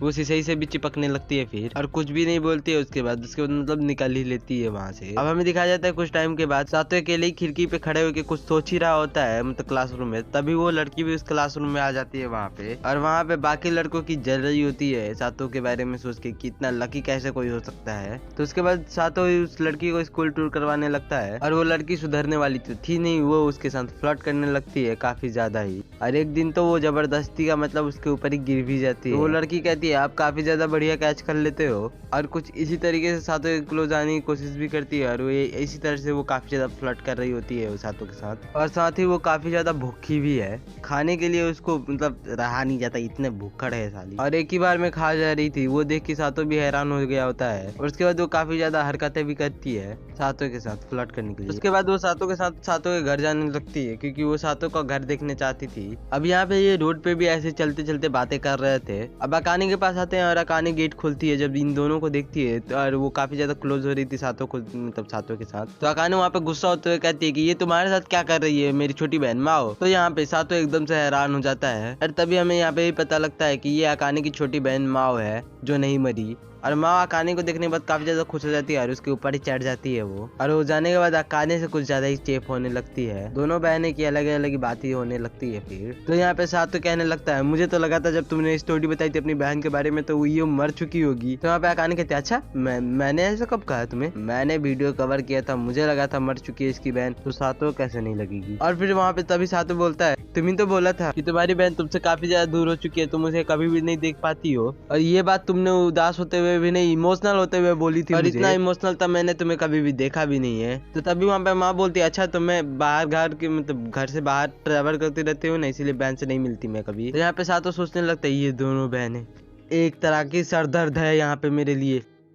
अकाने से चिपकने लगती है और कहने लगती है मुझे अब चार्ज होना है मैं, क्योंकि काफी ज्यादा थक चुकी हूँ। तो अकाने भी कहती है ठीक है, फिर उसका इमेज भी मैं नहीं दिखा सकता क्योंकि समझने वाली बात है। तो चलो अब आगे बढ़ते हैं। और ये सब देख के सातो भी वहाँ पे काफी ज्यादा हैरान हो रहा होता है, क्योंकि ऐसा उसने कभी भी देखा भी नहीं होगा। उसके बाद माओ सातो के और अकाने के रूम में जाती है, और वहाँ पे एक ही बेड देखे वो काफी ज्यादा हैरान हो जाती है और कहती है शायद थे ये दोनों। और उसके बाद वो दोनों से पूछती है क्या आप दोनों मतलब एक ही साथ एक ही बेड पे सोते हो, जिससे अकाने शर्माने लगती है, जिसकी वजह से वो काफी ज्यादा गुस्सा हो जाती है वहाँ पे, और वहाँ पे लड़ने लगती है सब लोगों से, और खास करके सातो से कहने लगती है कि तुम ऐसा कैसे कर सकते हो, सातो तो हराम ही है, हराम खोर, तुमने क्या क्या किया। और वो इतना ज्यादा उछलते हुए गुस्सा कर रही थी वहाँ पे। तो अकाने यहाँ पे कहने लगते तू पागल है क्या, या ये सब क्या कर रही है तू यहाँ पे आके, और तकिया रहता है बीच में, ये तो उस बुढ़िया की चक्कर में मुझे यहाँ पे रहना पड़ता है, वरना मैं तो यहाँ रहना भी नहीं चाहती। तो माँ कहने लगती अच्छा तो ये सब तो अभी नहीं हुआ, लेकिन फ्यूचर में तो हो सकता है। वो अपने आप से प्लान भी बनाती है और डिसाइड करती है कि आज से वो इन दोनों के साथ ही सोने वाली है, मतलब कि बीच में। यहाँ पे सातो चिल्लाते हुए कहता है मैं तो तुम्हें अपने घर में घुसने भी दे दिया हूँ, ये भी बहुत मुश्किल वाली बात है, और तुम मेरे साथ सोने की ही बात कर रही हो, तुम मेरे ही घर में। तो माँ भी समझ जाती है कि इसको मस्का लगाना है, तो वो अपने बहन को मस्का लगाने लगती है कि मैं बहन मैं आपके साथ ही रहूंगी और किसी को थोड़ी सी परेशानी नहीं होगी मेरी वजह से, मुझे ना कुछ खाने का मन कर रहा है। तो अकाने को वहाँ पे कुछ याद आता है, तो वो कपड़ा पहन के मतलब बनाने के लिए चली जाती है कुछ भी खाने का। और वो फ्रिज खोलते हुए सोचती है कि मैं क्या ही बना सकती हूँ। तभी फ्रिज को दिखाया जाता है जिसमें शीशा ही बैठी हुई थी, वो भी जम के, और वो भी फ्रिज के अंदर। और ये देखने के बाद वहाँ पे सभी लोग हैरान हो गए होते हैं, सब सोच रहे होते हैं कि ये फ्रिज के अंदर गई तो गई कैसे। सातो शीशई के पास जाता है, शीशई धीमी आवाज में कहती है तुम ना मुझे मसाज दे दो, मेरी हालत में सुधार आ जाएगा। और थोड़े टाइम बाद वो खुद से ही ठीक हो जाती है, एवं में रखने के बाद जिसमें खाना पकाया जाता है, मतलब चिकन। तो पूछता आखिरकार तुम ये इसमें कर क्या रही थी। शीशई कहती है मैं तो अकाने के हाथ का कुछ खाना चाहती थी, इसलिए मैं जैसे ही फ्रिज के अंदर गई ना तो मैं फ्रिज के अंदर ही फंस के रह गई। और माँ तो शीशई को देख के वापस से खुश हो जाती है वहाँ पे, और वो सातों से कुछ ज्यादा ही फिर से चिपकने लगती है। तो ये सब देखने के बाद शीशई हैरान हो जाती है, और वो अपने भाई के पीछे जाके मतलब सातों के पीछे जाके छिप जाती है और पूछने लगती है ये लड़की आखिरकार आपको बिग ब्रदर क्यों बुला रही है। बिग ब्रदर तो मैं बुलाती हूँ आपको क्योंकि आप मेरे बड़े भैया हो, ना कि इस चुड़ैल के। इससे यहाँ पे काफी ज्यादा जलस हो गई थी इससे, और वो माँ को चैलेंज दे देती है कि अगर जो भी जीता वो सातों का छोटी बहन। तो यहाँ पे दोनों के दोनों तैयार हो जाते हैं। सबसे पहले माँ आती है सामने को, वो कहती है बिग ब्रदर अगर आपने मुझे अपने छोटी बहन बना लिया, अगर मुझे बिग ब्रदर कहने दिया, तो मैं छोटी बहन होने के नाते मैं वो हर एक चीज करूंगी जो मैं कर सकती हूँ। मैं कुछ भी कर सकती हूँ उसके लिए, मैं आपको अच्छा फील करवाने के लिए और भी कुछ कर सकती हूँ, मैं कुछ भी कर सकती हूँ। मतलब ये सारी बातें सुन के यहाँ पे काफी ज्यादा हैरान हो गया था सातो। ये सारी चीज देखने के बाद अकाने भी वहाँ पे काफी ज्यादा शौक हो रही थी। कुछ फालतू बात को मैंने कट भी किया। अकाने वहाँ पे कहने लगती है अरे तू बेवकूफ हो चुकी है क्या बात कर रही है तू। और सातो को भी कुछ अच्छा नहीं लग रहा होता क्योंकि एक बहन ऐसी हरकतें तो बिल्कुल भी नहीं करने वाली कभी भी। तब इसके बाद बारी ना शीशई की आती है, और वहाँ पे शीशई कुछ करने से पहले ही वहाँ पे जाते ही गिर जाती है वहाँ पे, और वहाँ पे गिरने वाले वो काफी ज्यादा मतलब इमोशनल टाइप हो जाती है, मतलब कि एक तरह से लाचार की तरह। और वहाँ पे इमोशनल होते हुए सातों की तरफ देखने लगती है। सातों की भी आंखों में आंसू आने लगते हैं उस वक्त। तभी वो भैया कह देती है, जिसकी वजह से वो चिल्लाते हुए उसे विनर डिक्लेयर कर देता है, साथ में 100 मार्क्स भी देता है और उठा लेता है अपने हाथों में। ये सब सीसई का प्लान था भाई साहब, मैं बता दिया हूँ आप लोगों को। ये जितना भी सीन बना ये सब सीसई का एक प्लान था छोटा सा। माओ को वो काफी ज्यादा जल्द से फील भी करवाती है, लेकिन माओ को वो काफी ज्यादा अच्छी भी लगती है सीसई। तो उसके बाद वो इन दोनों को देख अकाने पास जाती है और कहती है कि बहन मुझे भी ऐसा ही करना, और साथ ही फिर से अकाने से चिपक लेती है वो। और वहाँ पे अकाने भी उसको मतलब पकड़ लेती है और उसको लेके जाती है दूसरे रूम में। तो यहाँ पे पता लगता है हमें कि ये माओ जितनी भी सारी की मतलब चीजें कर रही है सारी की सारी सातों को टेस्ट करने के लिए है। और ये तो इससे भी ज्यादा फार जाने वाली थी, मतलब कुछ ज्यादा ही ड्रेस जो पिक में भी नहीं दिखा सकते। तो यहाँ पे ये सारी बातें जान के अकाने भी यहाँ पे काफी ज्यादा शौक हो जाती है। तो यहाँ पे माँ और भी बताने लगती है कि मैं ना उससे ना और भी ज्यादा करने वाली हूँ, क्या कर सकती हूँ मैं, वो आपके काबिल है या नहीं ये चेक करने के लिए मैं उससे ही शादी कर लेती हूँ। अकाने इसकी इतनी सारी बातें सुन के यहाँ पे हैरान हो जाती है और वो ना उसको समझाने लगती है कि यार ऐसी मत करो, मतलब ऐसी वैसी कामें मत करो। लेकिन वो अकाने को ही मना लेती है और अकाने उसकी बात के लिए मान जाती है। अब सीन दिखाया जाता है जहाँ पे सातों नहाने के लिए चला गया होता है और यहाँ पे क्या हो सकता है, जो हो सकता है वही होता है साथ ही में। जहाँ पे सातों ये सब देखने के बाद काफी ज्यादा हैरान हो जाता है और वो वहाँ पे न्यूड थी, नथिंग ऑन हर बॉडी। काफी ज्यादा इंग्लिश निकल रही है मेरी। उसके बाद वो उसके पास में बैठते हुए उससे कहने लगती है कि मुझसे शादी कर लो, वैसे ही मतलब फ्लर्ट कर रही होती है यार। यहाँ पे सातों तो देख भी नहीं रहा होता, वहाँ पे सर झुकाया हुआ होता है उसने, और वो कह रही होती है कि तुम मुझसे ही शादी कर लो, वैसे भी हमारी फैमिली को क्या चाहिए कि हम दोनों के रिश्ते मतलब हमारी फैमिली के रिश्ते इससे एक दूसरे के साथ जुड़ जाए। तो मैं हूँ या मेरी बहन यहाँ पे तो जुड़ ही रही है ना, मतलब रिश्ते तो जुड़ ही रहे हैं। लेकिन यहाँ पे सातों पे उसे कहता है तुम पागल वागल हो क्या है, ऐसे कह के वहाँ से निकल लेता है। और वहाँ पे मतलब बेड पे आने के बाद वो काफी ज्यादा थक गया होता है, जहाँ पे अकाने भी उसको देखती है और अकाने को भी पता था कि ये इतना क्यों थका हुआ है। उसके बाद अकाने भी कहती है क्या हुआ, तो सातों वहाँ पे बोलने लगता है सच में माओ ने मुझे काफी ज्यादा यहाँ पे परेशान कर दिया है, आखिरकार इसके अंदर इतनी सारी एनर्जी कैसे आ गई और क्यों। यहाँ पे अकाने भी काफी ज्यादा खुश होते हुए कहती है कि चलो ठीक है, उसका पूरा बचपन बेड पे ही बीता हुआ है, इसीलिए मुझे वो सारी हरकतें वो जब करती है तो मुझे अच्छा लगता है, क्योंकि वो हर वक्त पे बीमारी रहती थी तो वो कोई भी हरकतें नहीं कर पाती थी। उसके बाद वहाँ पे अकाने पूछते क्या तुम मेरे साथ अभी ब्रेकअप करना चाहते हो, तो सातों यहाँ पे बताता है वो ना मेरे साथ रहना चाहती है और मुझे पता नहीं मैं क्या करूँ, क्योंकि वो काफी ज्यादा चेप हो रही है मेरे से और वो सब मन में सोच रहा होता है। हेलो गाइस, तो हुआ वीडियो यहीं पे खत्म। और जिसको वीडियो अच्छा लगा प्लीज लाइक और सब्सक्राइब कर दो, क्योंकि बहुत मुश्किलों से मैं वीडियो बना रहा हूँ फिलहाल। जिसको भी मुश्किलों के बारे में नहीं पता मैं अगली वाली वीडियो में आप लोगों को बता दूंगा लास्ट में। और साथ ही में मेरे चैनल की हालत भी काफी ज्यादा डाउन हो चुकी है, बोर्ड भी आ चुका है और मैं ये सब कर रहा हूँ फिलहाल के टाइम पे। तो बीच में मैं फिर से ऑफलाइन जाऊंगा क्योंकि बोर्ड के एग्जाम भी देना है, इसकी वजह से मुझे पता नहीं चैनल पे क्या असर होगा, इसीलिए मैं जेन्युइन ऑडियंस चाहता हूँ। बस मैंने बोल दिया जितना बोलना था। आज के लिए बस इतना ही, मिलते हैं नेक्स्ट वीडियो में, तब तक बाय।